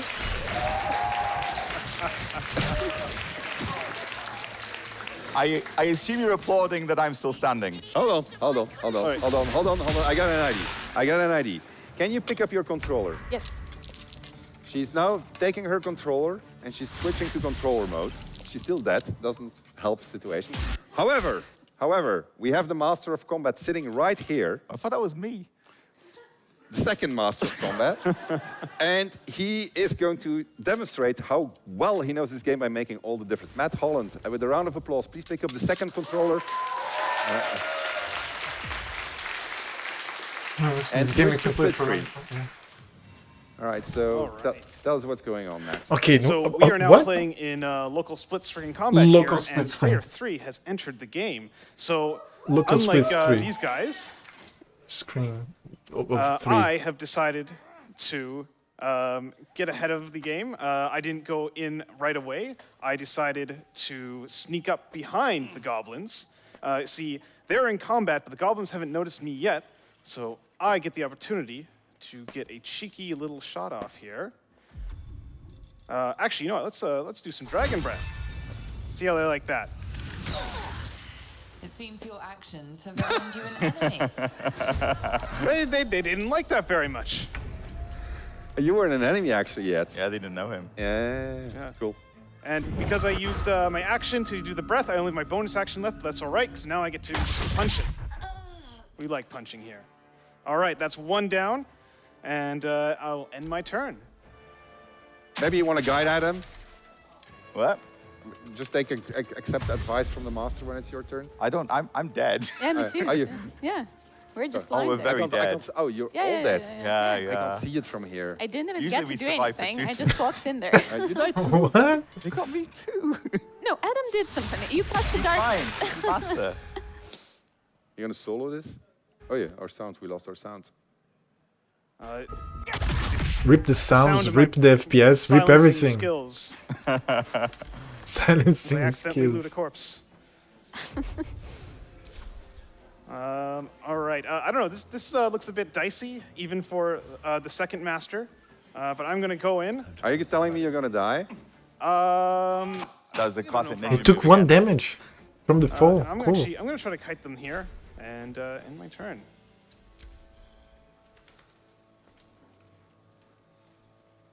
See, that guy's really angry. He just wants to arrest me.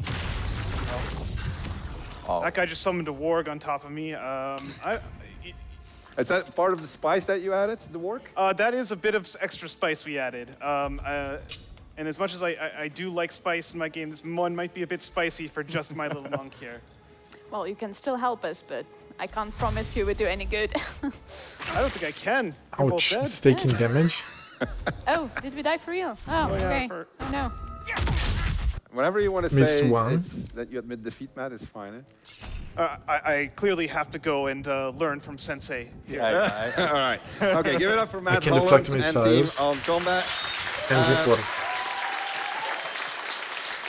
I gotta say, I'm actually really happy that this happened to them because they're always laughing at me. You're going off script. Why are you going off script? Why is it always going wrong? La, la, la. We never do that. All right, I'll get my tactician mode. I added a little bit of spice.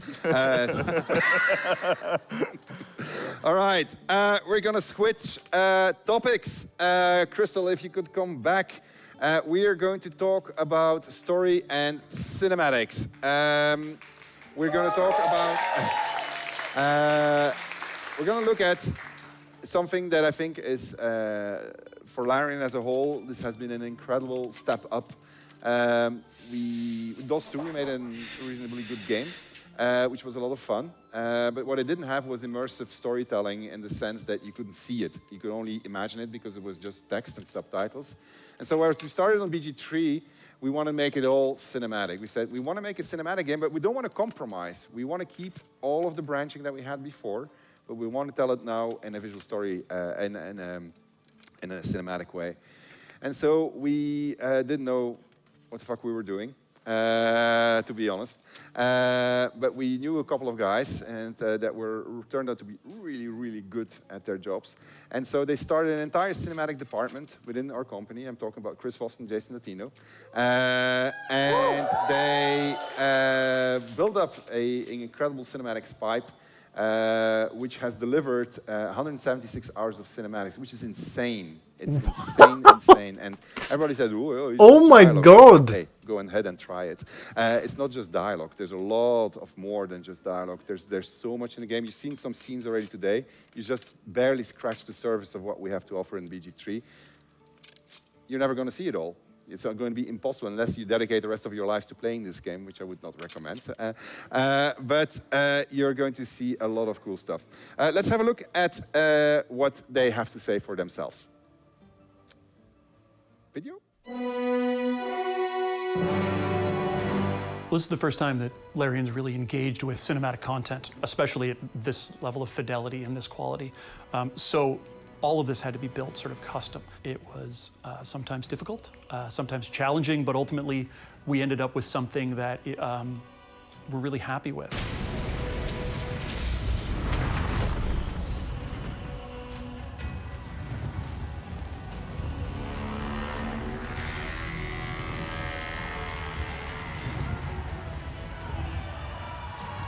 It's stunning, honestly. Like the amount of work and care that went into this, you can just feel it in every second. When you're engrossed in the story, that feeling is still underlying everything. It's a foundation of what they poured into this game, and I can't wait to see the whole thing.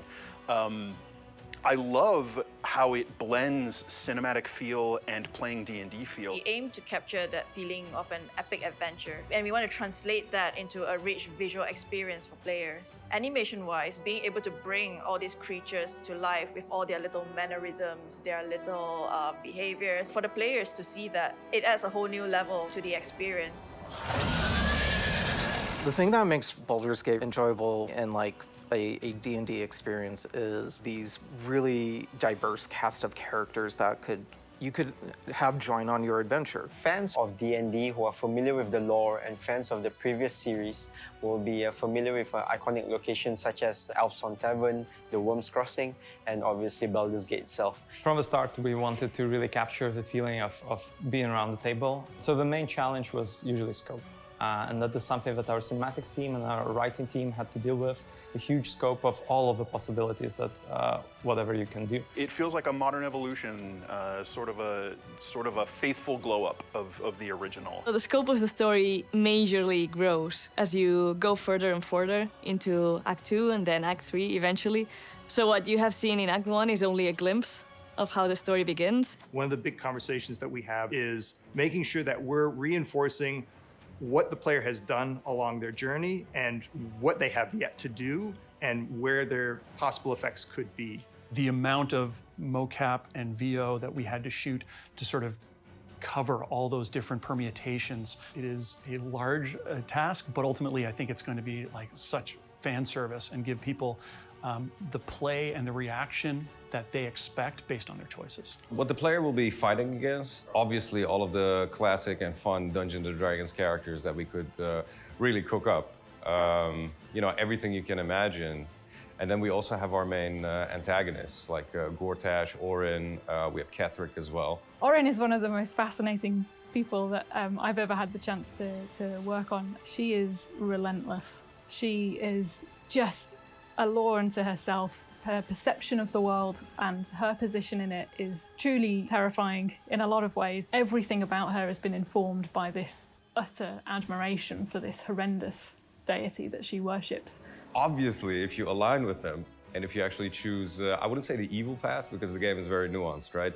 But if you do, you know, go along with some of them or some of the choices, you'll have them on your side. Shall we be allies? You like these characters when you shouldn't like them. People ask, how much variety is there in a playthrough in Baldur's Gate 3? How long is it? How many different ways can it go? Well, if you just blitz through it, it probably takes a minimum of 80 hours. If you make any kind of distractions whatsoever, if you get involved in the game and start to flesh out your own experience, it can run many times that in length. Every time that you come back into the game, there's a new path to discover. Like, everything is super non-linear in the story. There's so many different consequences. There's a huge amount of variety and replayability as well, I would say. It's hard to quantify the amount of story in Baldur's Gate 3, but we have rough estimates. There is a lot of cinematic animation that results in being roughly 3 times the length of the Game of Thrones television series.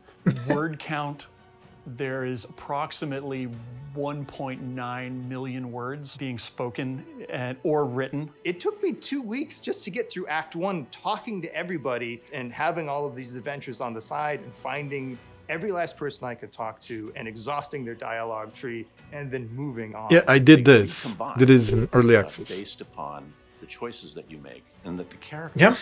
react We're going to have to play this in ways that make them feel for months. much deeper than superficial. The more we progressed the project and the more cinematics were introduced and the camera kept getting closer, the more and more people feel immersed into their character, into the world. The way we make sure that the immersion of the player would be consistent between gameplay and cinematic is how the lighting encourages the character where he is. If he has bad thought, the lighting can react and become darker. And if he's actually happy and overjoyed, you can see a reaction as well. The music fully resonates the adventures of the players throughout the story, but in general I'd say that it goes in a very deeper and darker direction. And one of the things that I personally like quite a lot is that the music is fully reflecting the changes in the world, which can happen as a result of the player's decision and actions. Heed your call. A new chapter begins.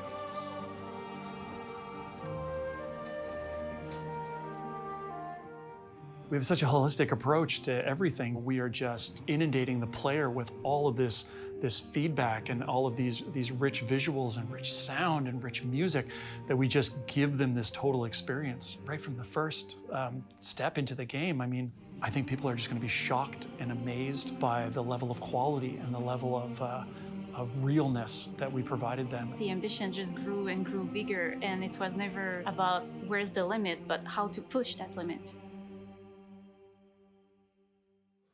All right.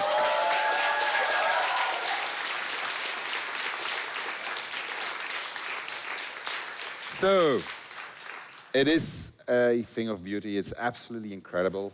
We have so many talented people in our team that contributed to this. It's obviously not only our cinematics team, it's all the teams that contributed to creating this amazing experience that you're about to experience for yourselves.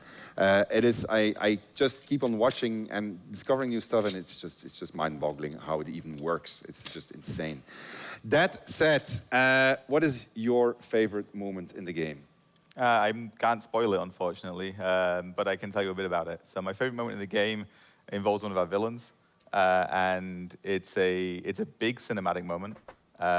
It's a thing that you build to, and the reason that it's my favorite moment in the game is that I remember when the words first came onto my screen.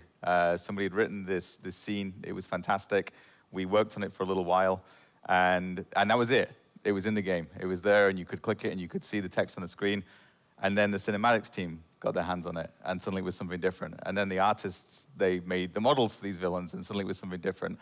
And then Bobby, who I think is in the room, put the music behind it, and yeah, I mean,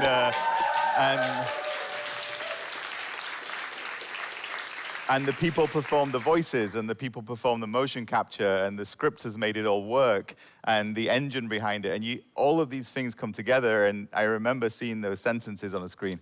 And then it was that, and yeah. All right, what about you?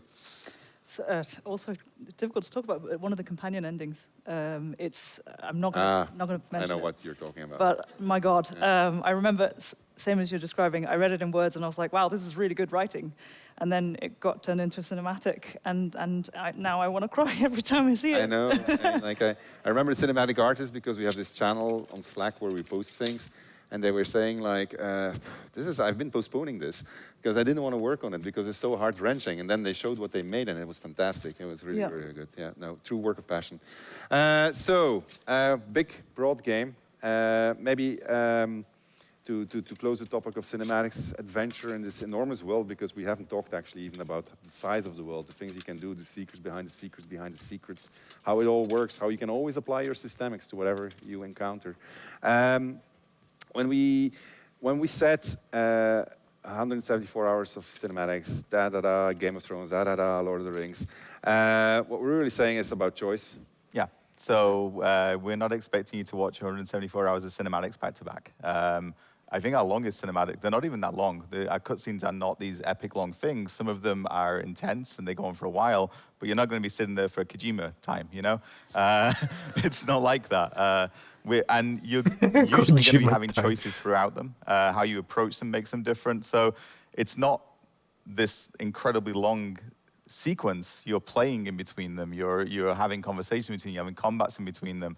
And as Sven said before, no compromise. And this was the thing. It's like, if we're going to make this game cinematic, then that cannot get in the way of the things that we know we're already good at. It had to be, we're also going to be brilliant at this. And I mean, it's incredible. And you know from what we said earlier, like if you play this game as Astarion as an origin, you're going to see cinematics that you'll never see if you don't play as Astarion as an origin. That's true for all of them. Yeah, this is very true. And you're right to quote to no compromise, because that was literally the approach. It took us 6 years to make this game. 6 years for Baldur's Gate 3, 10 for Starfield. A couple of years ago, so things that's years of gameplay. It's also a bigger challenge than we expected, but we didn't compromise. We grew our team way more than we thought that we were going to grow when we started on this game.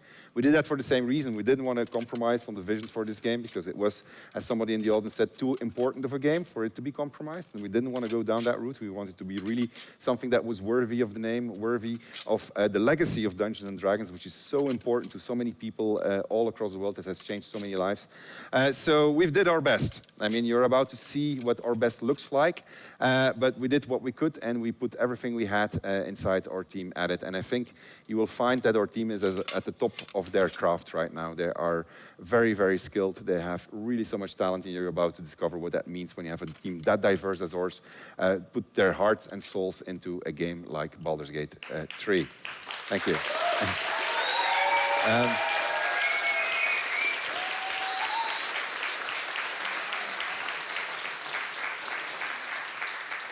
All right, I am coming to the end of the panel from hell, but not quite the end.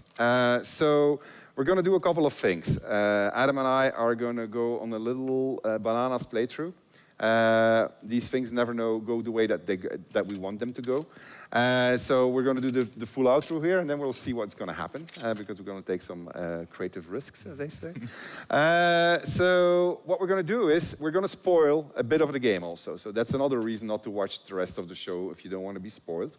But what we're going to do is we're going to show you a section of Act 2. And we are going to show you from two different perspectives. I'm going to be the good guy. He's going to be the bad guy.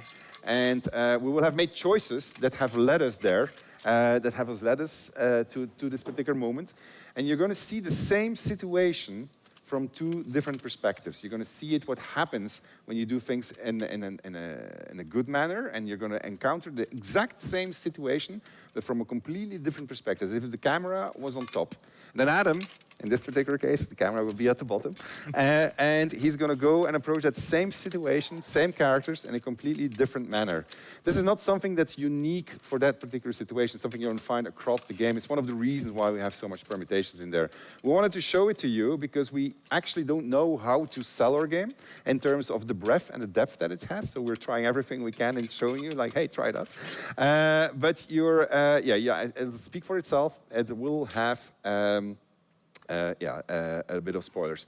And then after that, we're going to spoil even more, because Nick really wanted to express something about himself that he's been guarding for himself the entire development time. So we're going to discover Nick's deepest secret after that in gameplay. We're going to switch to our PCs right now. I got to go to my outro, but I think I've said everything I had to say, other than there's a few hundred collector's editions left, and that will be the last of them. So I got to show the collector's edition. I think we're showing the collector's edition, or somebody's showing the collector's edition. There it is. There is the last couple of hundreds of collector's editions. They are... and it's also the first time we're actually showing the final thing. All right, so they're going to be shipping. They might probably not be in time for the actual release because we moved the release date forward, but they are done. They're ready. And I'm going to need a volunteer. Do you want to be the volunteer unboxing it? All right, go ahead and just unbox that thing. I'm just going to watch and tell people what you're going to discover. In the meantime, we are going to move on to our PCs and set ourselves up. All right? All right. Crystal? I need to pass. Thank you. Always. Everything always goes perfectly. I got this. I've been opening boxes my whole life.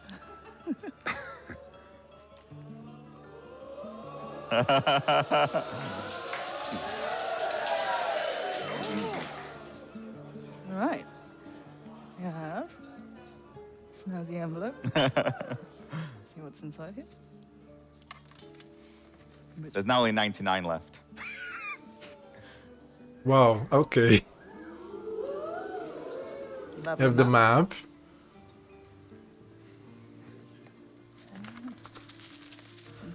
What is that? Art book, I think. Hey, it's the very first one. Certificate 0000. We have some lovely character sheets. Character sheets, cool.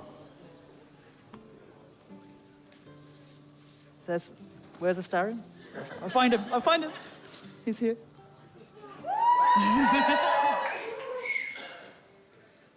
They open up inside. Some lovely stickers.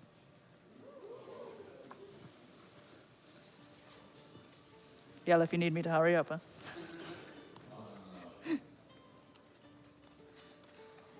Oh, this is wonderful. Wow, holy shit.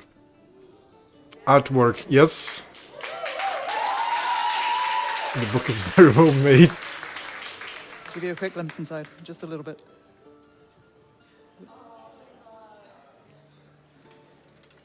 That's top-notch quality. Our brothers in Belgium are delivering. Really are. Flip real slowly. Game, so I need to remake my save. Okay, right. So starting from page 1. Some more Astarion.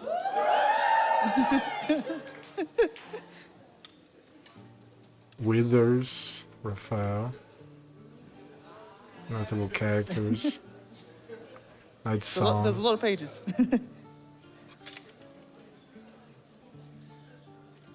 All right, I'm going to leave you to find out the rest. We have some card packs.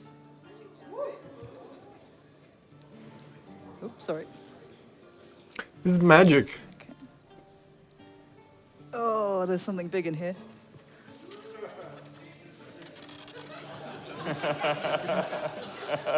It's really big. It's a tadpole. Oh. Look, it's ginormous. I'll do the little things. There's some building. That's metallic dice, right? Yeah. It's really heavy, or not? Yeah. Oop. That's why you're waiting, Crystal. Huh? We do that. Apparently, we were banned on TikTok because of the bear scene. Banned on TikTok. The other guy cheering. Oh my god.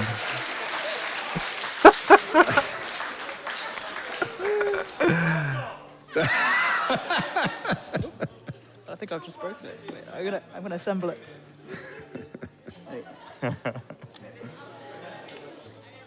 So she's like assembling. Ooh, no. What is it's? Is it that a mind flayer, a dragonborn? Looks like a dragonborn, a mind flayer. Well. I'm not good at the assemblage. Oh my god, dude, look at this. There you go. Don't break the thing. Action figures. Looks to be in the Underdark.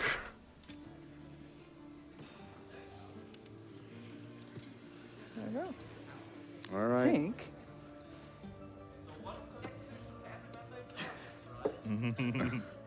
Fortunately, they're literally almost all sold out. We had a few hundred. We had 1,000 reserved, and so I'm not going to name, and that for some reason didn't materialize. So suddenly we have 1,000 left. So there's. Actually, I'm going to leave this guy. And what a coincidence, yeah, indeed. But there's only a few hundred left now, so they went really fast. What am I doing? There you go. I'm doing these. I'll leave that guy out. What can go wrong? A very heavy metallic D20. Wow. 5. To destroy people's floors. That's promising. Boom. All Look at the size of the metallic dice. Adam? Yeah? I have, while the stream was going on, I remade my save game using cheats. I think I did. I didn't need to. I know, you were better prepared than I was. But people have been using this PC to rehearse, and so my things were gone, which is fine. I trust the game. So we'll see if that trust is warranted. So, okay, that's good. That's good content. Part. So we did the official outro. This was the official goodbye. Thank you, chat. You were fantastic. Thank you, audience. Were fantastic. We're going to go now in the after show. The after show, which is going to be a bit of gameplay. It's really cool. Yeah, a bit of It's very spoilers spoilery. if you You're don't gonna want. meet one of the bad Do guys not in the watch game. this. You're going to see those different perspectives, and then we're going to arguably see a very fucked up person, and then we're going to end. That's pretty Not much blocking the anything, summary of okay? it. Yeah. All right. Okay. Nothing. Good. Just We can cut to me. We're already cut to me.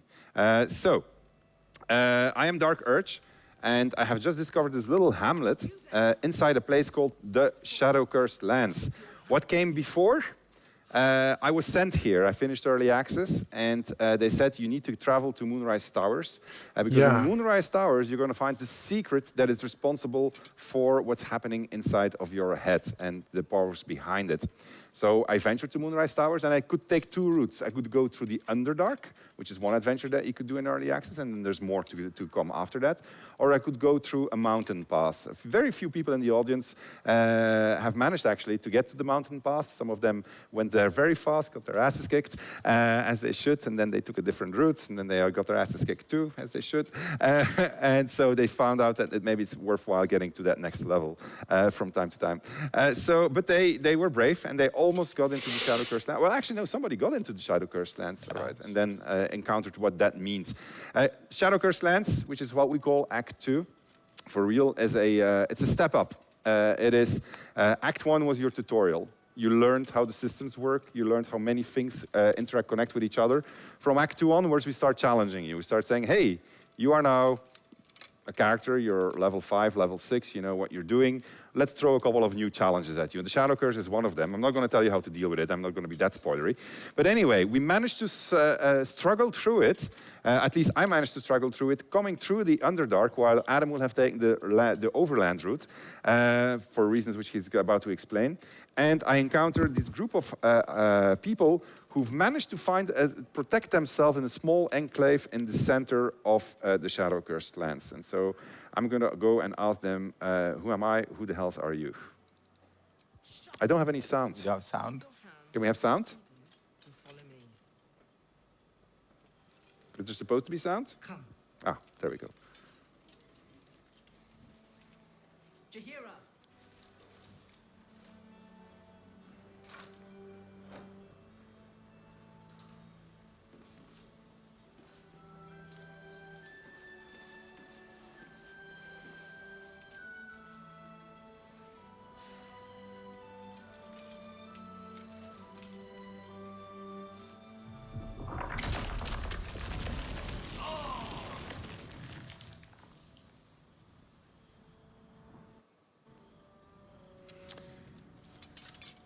I'm gonna tell her I am magic incarnate because I'm a sorcerer and these vines will not hold me. They'll last long enough. Magic incarnate. This is why we're here, you see. 'Tis a curious creature that hides all manner of secrets. But if there's one thing that we know,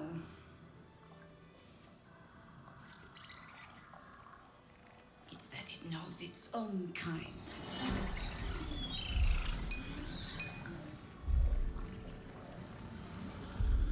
You should never have come here, true soul. I could rage against it, but I'm just gonna say I'm not a true soul. I want to be friends with you, Jaheira. I read about you. You're so cool. Stop! Hold on, Jaheira. I think I know this one. His eyes meet yours. There's no recognition there. Just a sick intensity as his voice reverberates in your mind. If you want to survive this, then trust me. One true soul to another. He's infected. Aye. But he's not with the cultists. Helped me fight them off a while back, in fact. Is this true?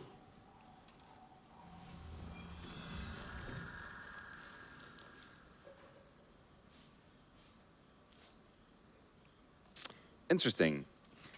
Because I made my save game on the fly. I'm off script again. There's some people in the audience that yesterday saw a version of this scene, and they saw a completely different version. There were other people here that came to save me.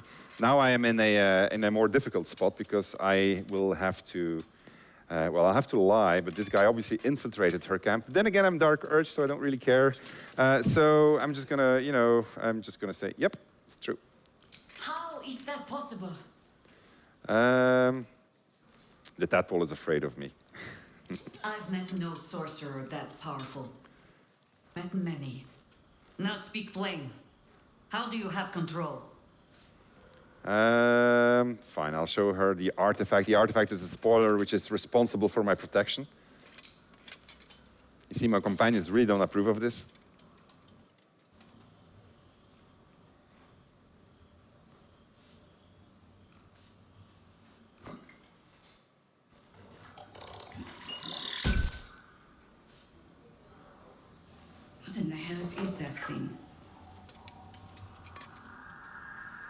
gonna tell her everything I know, so that way. Congratulations. You've earned yourself the benefit of the doubt. Hear me, Harpers. All clear. At ease. I'll not pretend to understand what that artifact is. But I'm old and wise enough to recognize a sliver of hope when it crawls out of the dark. Tell me, why have you come here? I want a cure for my parasites. Then our interests align. We must all cure ourselves of the entire cult of the Absolute. There's food in the inn over there. Beds too if you require rest. Aloe oil in the cupboard in case the vines gave you a rash. Settle in. Then come join me for a drink. You may just be the godsend we've been praying for. All right. There's more where that came from. So this place can come in multiple configurations, depending on which party I have, what composition, what decisions I made. In this particular case, it's an interesting one because we got this traitor in there. Red means now that's a different matter. Rare seed. Seems to be a problem with the sound, because I noticed a desync, but okay. We'll just live through it. Don't wander far. Please, be welcome. Have a drink. To your very good health.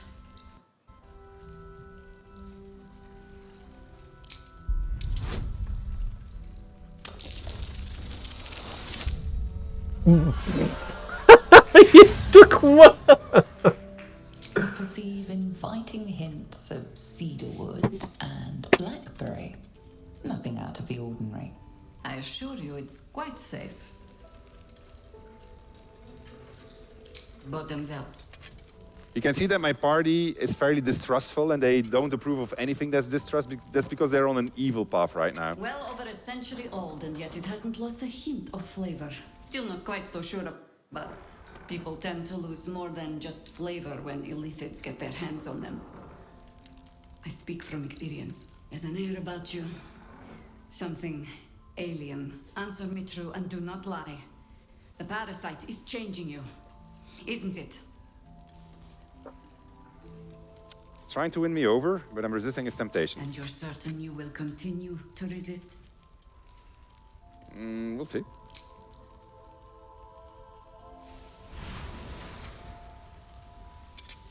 Look around you. Good men, good women. Stranded here, 2 feet in the grave. If we're to survive, I have no choice but to trust you. Can I? Not really. I am the Dark Urge. You can trust me. Good. Because I'll cross your heart myself if you break it. I have every reason to trust. I've traced people like you. People with parasites in their brains. All the way here from Baldur's Gate. The cult of the Absolute is spreading through the city. Quietly, quickly, and with unsettling deliberation. We tracked them to this ancient village, only to be faced with a man we killed and buried over a century ago. Well, maybe you should have hit him harder. Believe me, he was well and truly dead.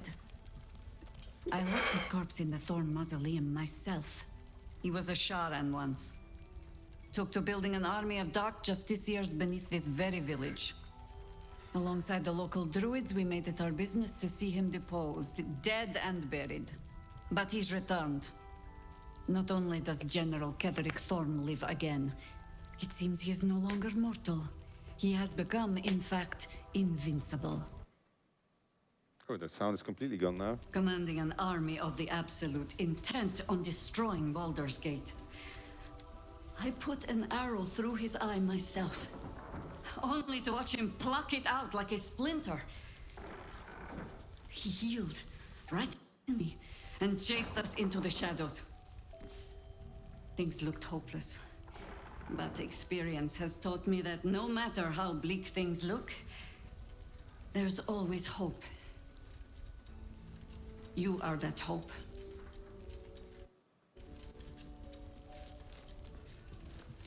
All right. Well. Really? No. I do. Protected by your artifact.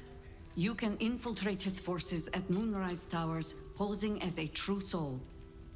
Find out what it is that makes him invincible, so we can strip him of his advantage. Once Ketheric is without his shield, the sword, together we assault his tower and put a final end to this blight. All right, all right. Without a cure for your infection, your days are numbered too. Yet you selflessly offer to spend them fighting alongside us. I like you. I promise I will do everything I can to make sure you survive this. Any cure starts with understanding the disease. Whatever magic Ketheric's using to control these tadpoles, it must be at Moonrise. All right, well... Before you go, there's somebody else you should meet. You're not our only secret weapon. Isabel, a faithful cleric of Selûne, and a light in the darkness. She cast the moon shield at run. It's the only reason we're still alive. She's upstairs in her chambers. Tell her I sent you, and she'll see you through the shadows safely. All right. So, I'm gonna go...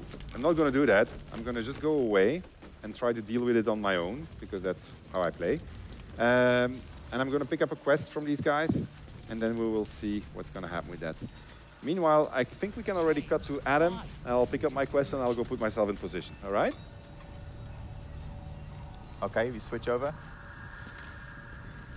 This is no ordinary darkness. It feels powerful and familiar.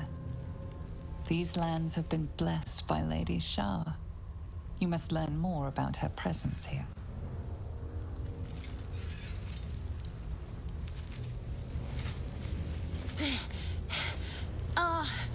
Are you the true soul? So I came through Act 1 in a very different way. So Sven mentioned I didn't go through the Underdark. I came by the Mountain Pass, which is where Lysel's gift crashes that she talks about a lot. And more importantly, you see my second option here, I was sent by Minthara. So I actually sided with the Absolute. I went along with them. I massacred the Druid Grove in Act 1. Halsin's gone, sorry, no burst for you.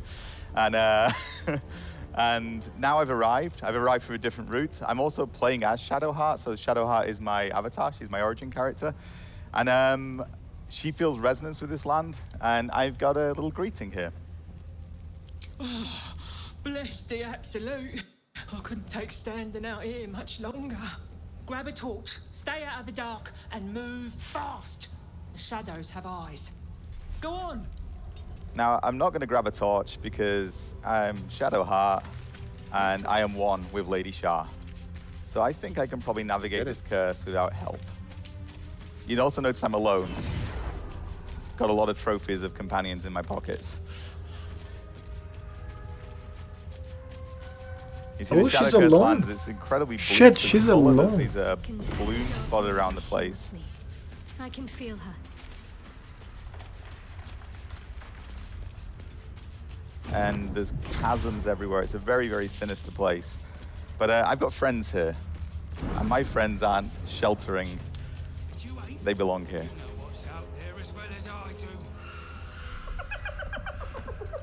Hey, boy, you want the bone? Fetch! I'm just going to observe.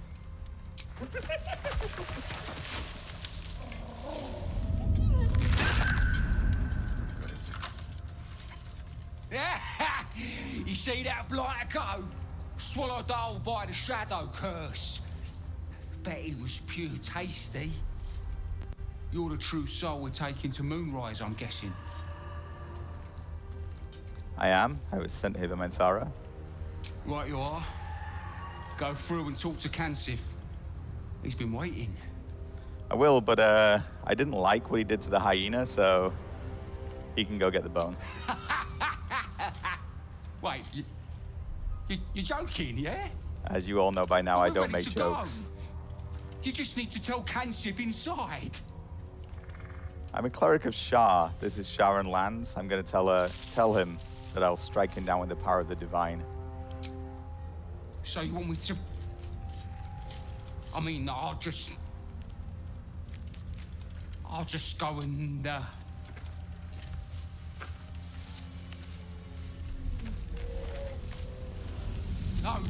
No!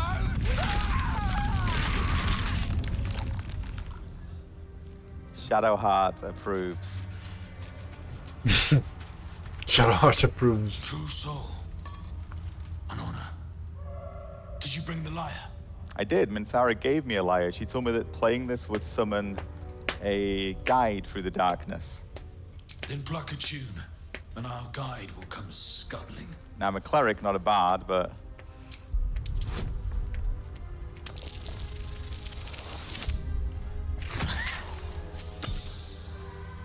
it'll be fine.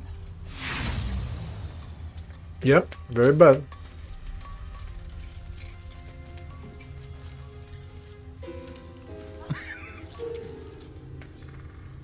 Beautiful.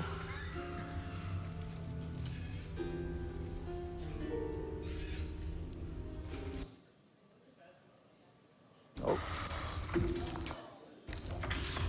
Fire mistress, what are they doing to it?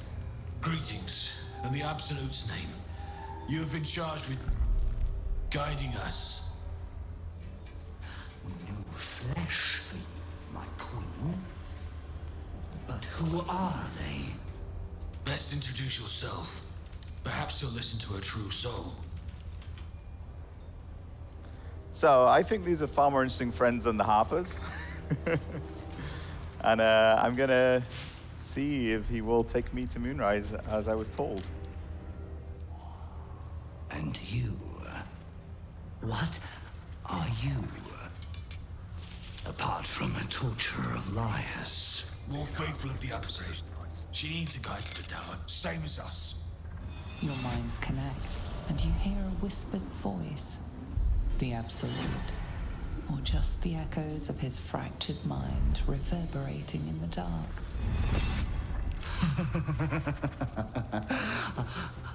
A true soul. You have more worshippers every day, Majesty.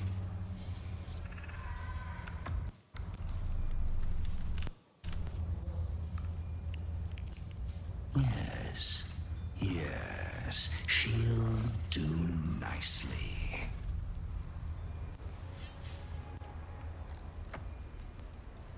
So we could ask him some more questions, of course, but I'm just actually going to follow him. I'm going to go along with him. Very well. Gather the flock. Bless us again, Majesty. Shine your light. Protect us. Come, follow and stay close. Do not leave the light. Do not feed the shadows. You heard him. Move out! So now we're traveling through these Shadow-cursed lands. As I said to you, Shadowheart doesn't need protection here. These guys do. That's why they got the torches. Torches will protect you unless you go too deep. Shadow Curse gets more dangerous the deeper you go. They should stay in the light. As they want to become shadows. So we're going to stay with him. You can see this border here. This is from this lantern that he's carrying. And that's what's actually protecting us. I do want to loot this outhouse, but I'm not going to. It's too risky. They must keep up. The shadows are hungry. And this is a pretty vast place, the Shadow Curse lands. But I've got a guide, so we'll get to Moonrise. Never good when you fail a perception roll. Perception. Amazing. I fucking love it. Wait. Something's wrong, Majesty. Who's there? Show yourself! Harpers, attack! Kill the cultists and get that lantern! Heretics! Villains in the dark! These Harpers are clearly enemies of the Absolute. They could be worthwhile allies. But defend the guide and you may preserve your cover as a true soul. So I'm going to switch back to Sven now while I decide what to do here. When you come back, you'll see what I did. You can make a guess. But you see, I started on this route, so I've gone this more evil route. I'm with the Drider, but I still can switch sides. I'm not locked into this. Drider, the name of the creature. creature. The Harpers now. They don't know who I am yet. I'd have to explain myself, but we'll see where Sven is. So I am... To your church every day, my queen. Your followers are legion. Go. We'll wait for your signal.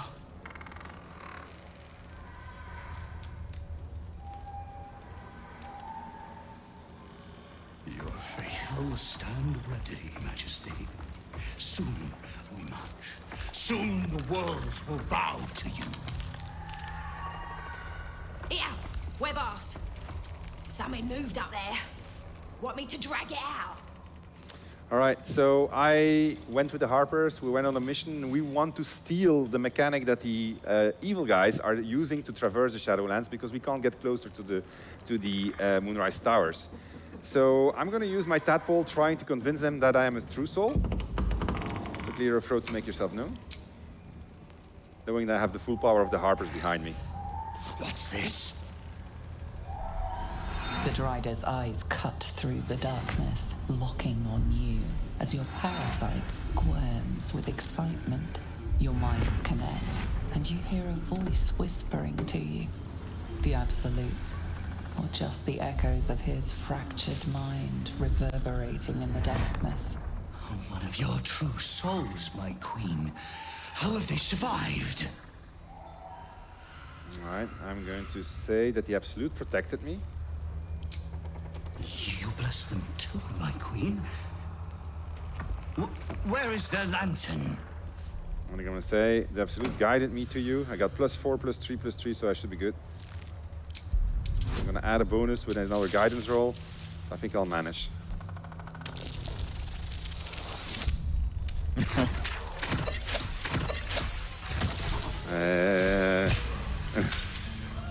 All right. Majesty, is this true? Did I not serve you well?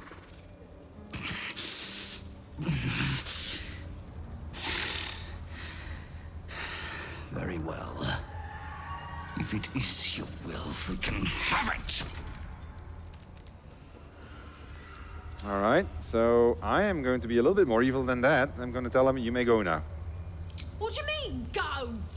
We can't go without you. The shadows will tear us to pieces.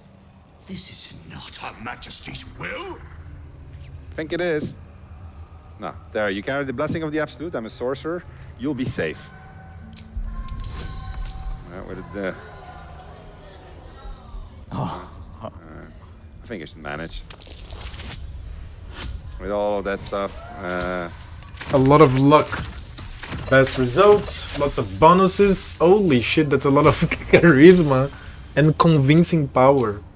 If it is Her Majesty's will. You can't be serious. You know what's out there.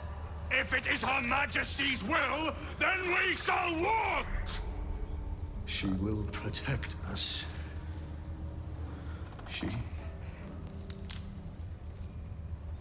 She must.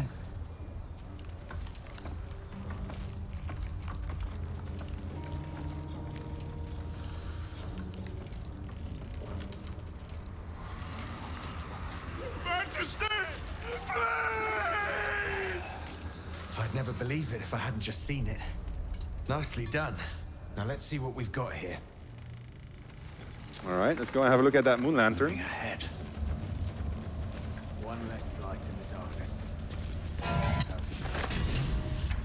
The lantern gives off a chilly glow, protecting all in its vicinity from the surrounding shadows. Incredible magic. I can feel the light lifting the shadows, even those within me. Oops. We expect no less. You notice a tiny pixie trapped within. Oh, there's a pixie in the lantern. These fey creatures are infamous for their trickery. Sometimes playful. Holy shit, very some cool. malicious. Oh, please! Oh, golly me, oh my! You must release me or I'll die. This lantern only lights the way when I am hurting night and day. All right, what are we going to do? Release it? Use it? I'll let chat decide. So what is it, releasing it? I hear more releases than I hear ignoring, so we're gonna... It looks like releasing it. Finally! Been trapped in that coffin with no one but a mad rider and my own farts for company.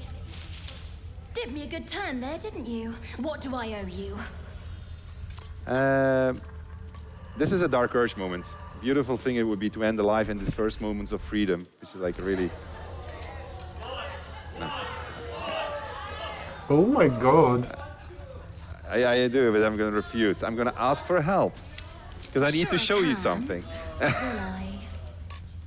Yeah, sure, why not? Here, give this bell a shake. Speak the magic words and you'll get what you've earned. Protection from the shadow curse. What more could a dingus want? You're welcome. And off she goes. All right, so, Adam, will you... Yeah, you want to honors? see how I'm getting on? Get to see some interesting things. Almost makes the mortal peril worth it. So if we move back to me now, I will show you Knew it. Shadowheart's continuing adventures. Can we come back to my screen? Oh. I was heading out. Thank you very much. So I'm not going to show you the fight, but the Driders are now mincemeat. Sorry, the Harpers. The Driders absolutely fine, don't worry about him. And by the way, I always say this at this point, but I'm the bad guy here, apparently. Because I think the Drider's quite a sweet fellow. So we have actually arrived at Moonrise Towers after slaughtering those Driders. Harpers, sorry. New meat, Drider. Oh, the Queen said them. Her Majesty's flesh grows full and glorious. Helped us with some harpers on the way too. They're shadow bait now. Move. His thoughts seek yours, searching, grasping. Your parasite squirms in recognition. Disciple Zarel's in the Great Hall. She'll be wanting to see you. You, head on in. The others will go in, but I will go up. My Queen summons me to her chapel to be in her presence. I hear you, sweet Majesty. I am coming, my Queen.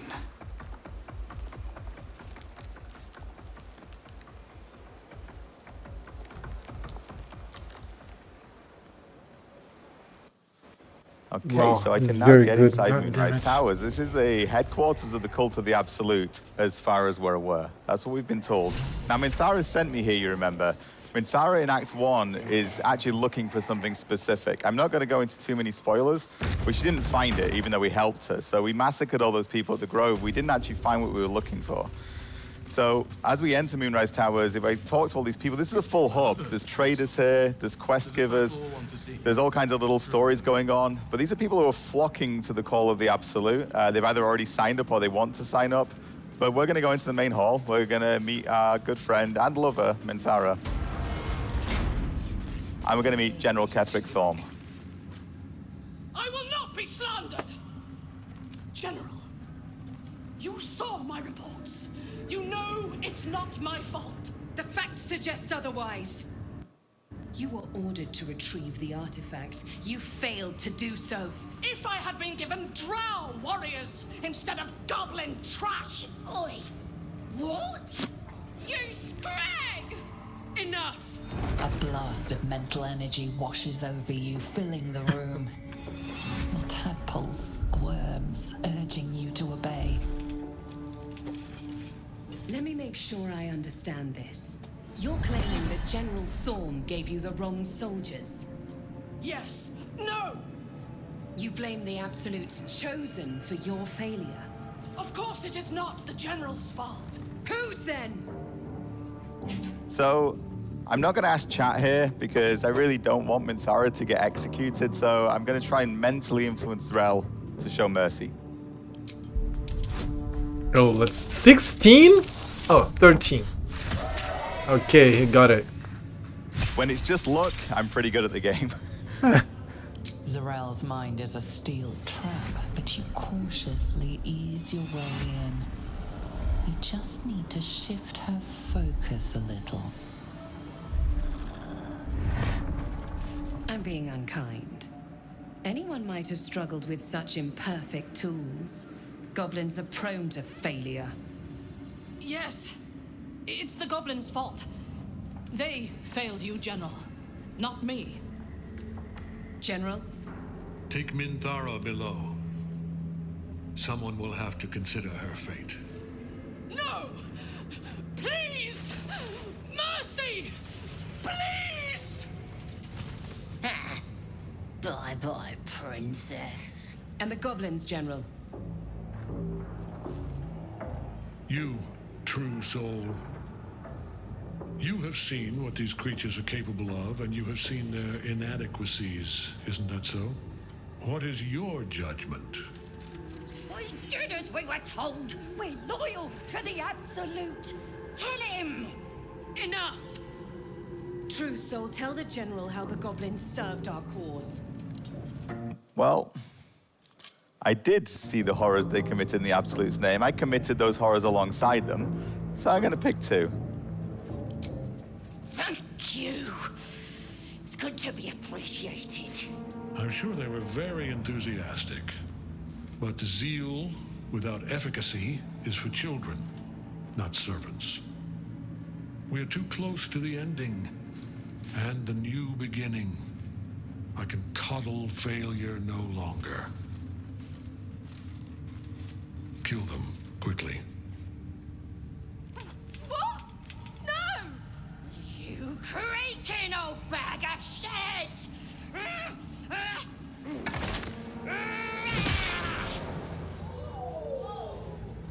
What the fuck?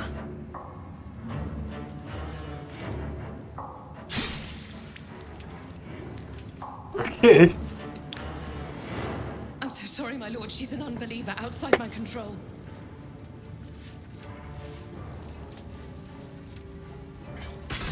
Try again.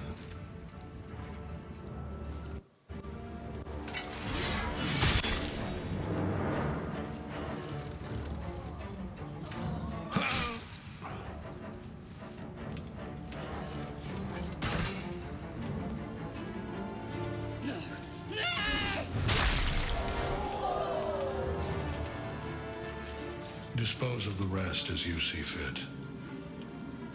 Or better yet, put that true soul to use. You have far more important matters to attend to. Or have you forgotten? Of course not. Thank you. You heard the General.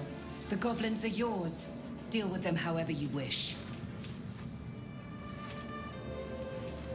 I'm going to enjoy this. Do. Have fun. Here in the seat of the Absolute's power, your authority over them is complete. They will obey any command. Report to me upstairs when you're done. Yeah, you ain't gonna do anything drastic, are ya? We've been nothing but loyal. I'm going to do something very drastic. Chat, we're going to do 1 or 2. We're not going to do 3 or 4 because that's not the kind of person I am right now. Oh. Wow. Yeah? It's guts. No, please.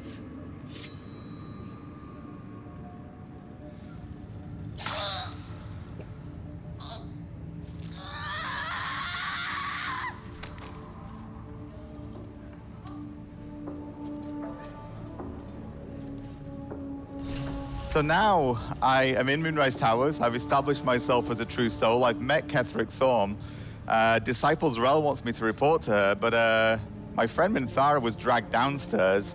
I'm not going to show you anymore, too many spoilers, but I could go downstairs. I could try and rescue Minthara. I could go upstairs, see what other jobs they've got for me. I could start exploring. I could go massacre Jaheira, which would be fun.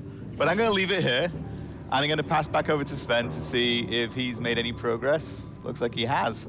Things are less exciting over here. I'm like, where the fuck is Moonrise Towers?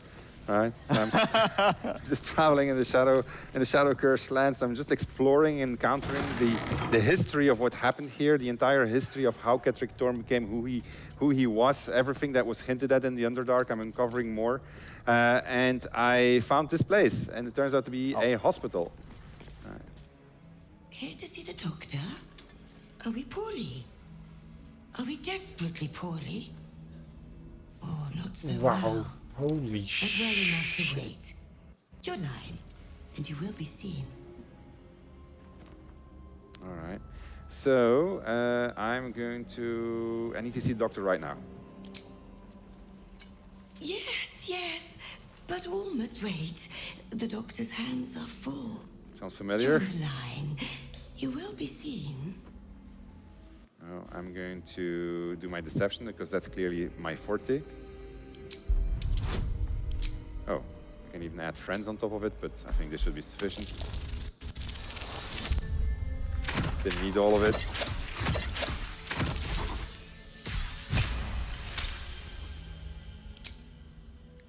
Oh, an answer to our prayers.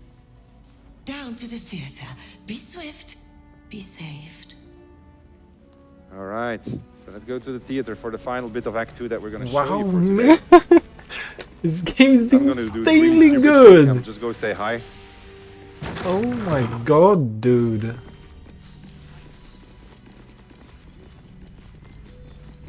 So something's happening here.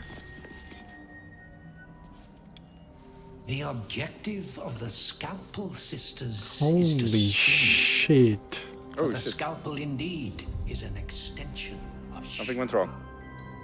Yeah. See how the patient reacts when I'm sorry, something went wrong. I can't do that because I'm going to show something that I don't want to show. All right, so I'm going to have to go to the main menu. My That's version the has good been thing of live. suffering. I don't know if the sound, because my sound was very off-synced. I don't know if that came true. So we're not going to end on this finale. I'm really sorry. But I mean, as you could see, we had to reset midstream, and that caused some technical difficulties. From which we didn't 100% recover, unfortunately. With that all said, I hope you enjoyed it despite the technical difficulties. This is going to be goodbye for now, because we need to know what just exactly happened. Nonetheless, there's a lot of stuff for you to discover in the game. I hope you are going to enjoy it when it releases in a month from now. Yeah, I mean, I got it. Oh, you have it? Yeah. Okay, all right, go for it. Give me 1 second, and yeah. All right. Well, Adam's going to do what we wanted to end on. Yeah. That's the good thing about live. 2 minutes while I get it up on here, but yeah. Yeah, I clearly was on the doomed version. Yeah, you were on the doomed one, yeah. So what would have happened at this point is I potentially would have got some quests within Moonrise from my new evil friends. They would send me back out into the Shadowcast lands. I'm not going to tell you why they would do that, but I would end up going back out there. Again, remember, I'm playing Shadowheart here. This is my lady's land. So if we switch to me now, we should... Actually, don't switch to me just yet. Nothing is happening. Ignore the man behind the screen. We're certainly not improvising. No. Never have, never will. Okay, that's absolutely fine. Nothing to see here. So here I am, and if we could get sound as well.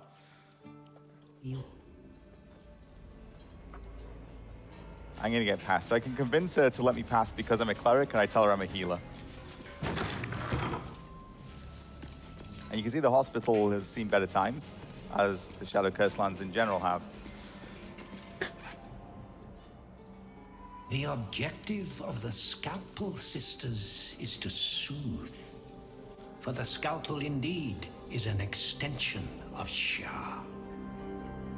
See how the patient reacts when I but stroke the right nerve. Hear its comfort, hear the very melody of mercy. Pray, sister, show us the extent of your beneficence.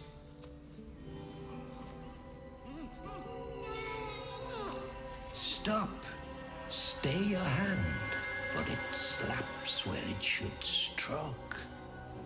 We can hardly hear the patient sighs of solace. Perhaps it is our unexpected audience that makes you quiver. Come, step forward.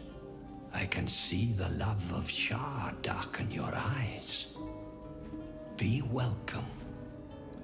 So he recognizes that I'm a Sharon, and I'm going to say you teach Shah's ways with grace, but for such an altered being. Not altered, sister. Elevated. Long have I basked in Shah's embrace. A vessel of her will I have become. Tell me, what is the guiding principle of the goddess? I'm not going to let chat vote. I know my dogma. Precisely. Absence. No other word captures the heart of Shah so very perfectly. It is the scalpel-led journey that leads from pain to peace. See? What is the light of eyes but the cancer that causes one to witness the laceration of being? If light is the symptom, then darkness is the cure.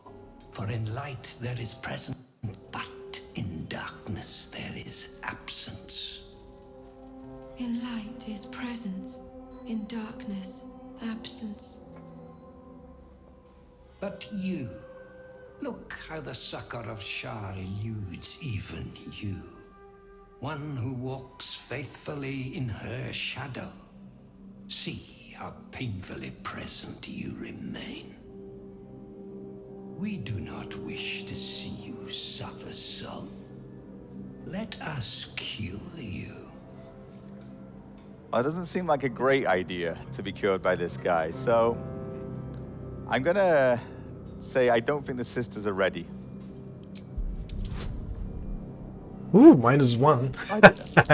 You needed 17 there. 4. I think I'm okay. I should have inspiration. Yeah, I've been gathering up inspiration as I played. So, fingers crossed.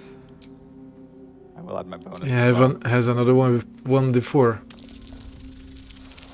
Yeah. Okay, he didn't need the d4. He made it. Their incisions are as yet still streaked with imprecision. That much I must convinced. How to steady their hands, I wonder. So, you've got a choice here. You can either pick number 1, tell them to practice on a better subject, or we can have them practice on each other. 1 or 2.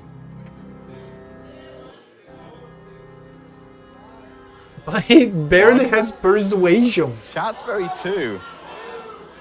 It's 2. Chat's saying 2. Now, Wait a one. And okay, it is close to impossible.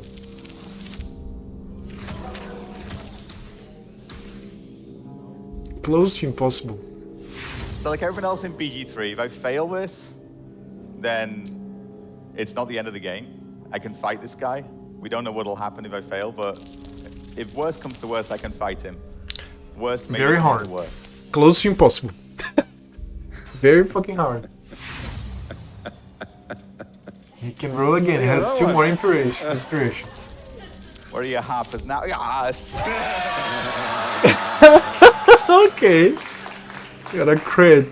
Yes, for are we not all in need of a cure? The scalpel does not discriminate. Let each and every one of you partake in its soothing journey. Absent sisters, acquaint yourselves. It is a proud moment when one sees one's teachings so lovingly taken to heart.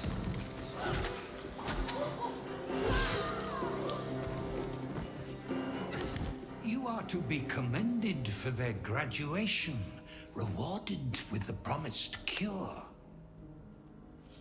Come, I will acquaint you with the lady's dark-fingered embrace.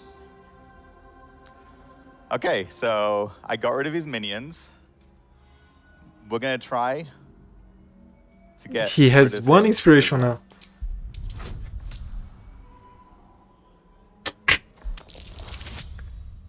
Yes. Okay, he What? No.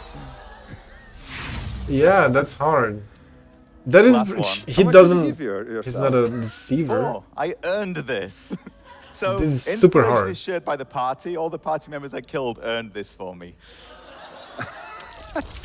Oh, wait. Yeah.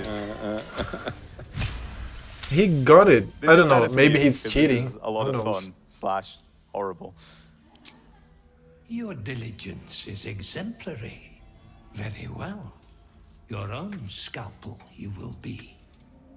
Observe, then succeed me into the succor of Shah.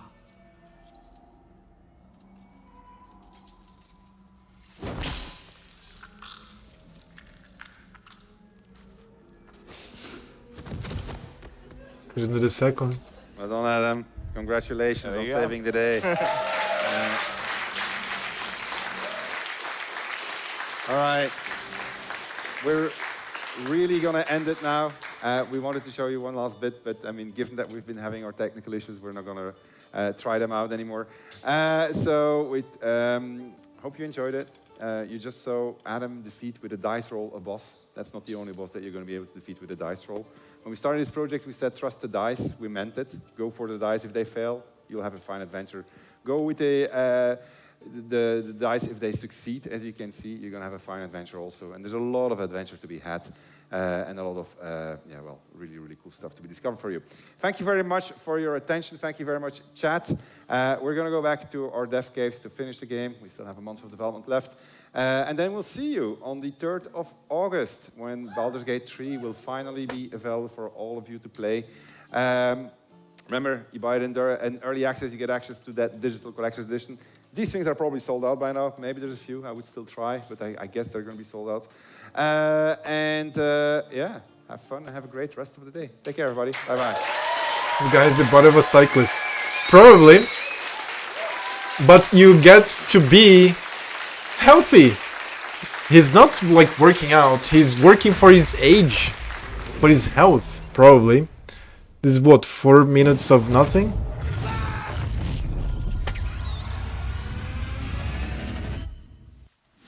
Few mortals ever glimpse what you're about to see. But don't be alarmed. I'm here with you.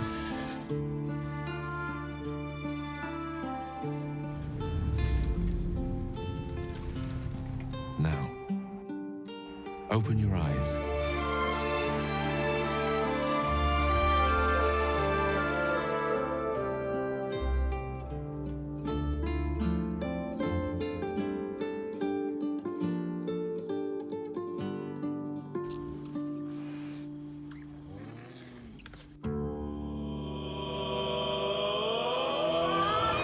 Master, you are the chosen one.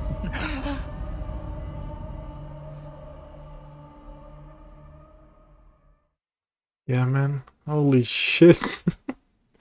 I'm very happy about this game. Oh, I shouldn't click on this. Twitter is super scary.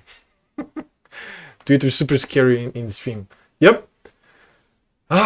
So what do? Do I go for Death Stranding now? I want to play a little bit of Baldur's Gate, but I don't have even a character ready. Do I play Baldur's Gate? I should. I think I should. Let me log on here, change the title. At least make the character, and then I'll go to Death Stranding. House for 20. Oh no. No. We are going to do this. We are going to play Death Stranding until the end, then House for 20, then Baldur's Gate 3.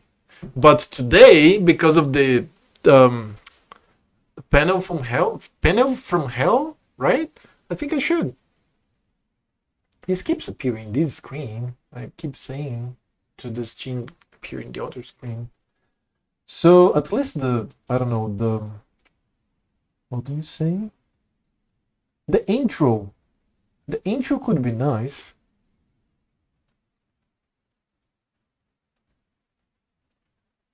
Okay, it's...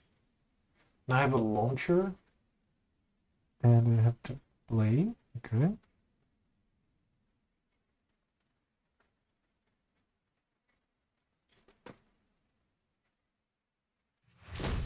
Okay, it's going here.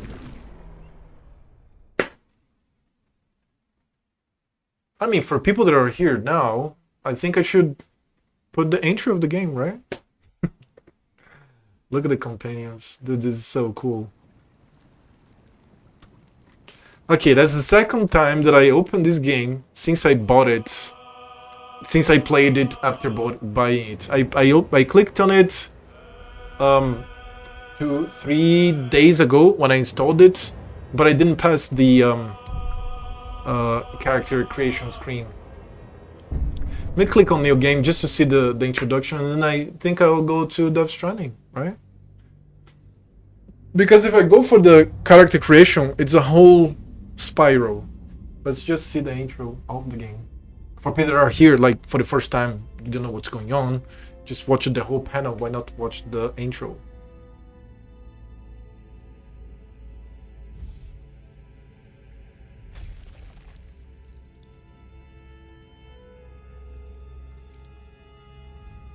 It's been a long time that I don't see this intro too.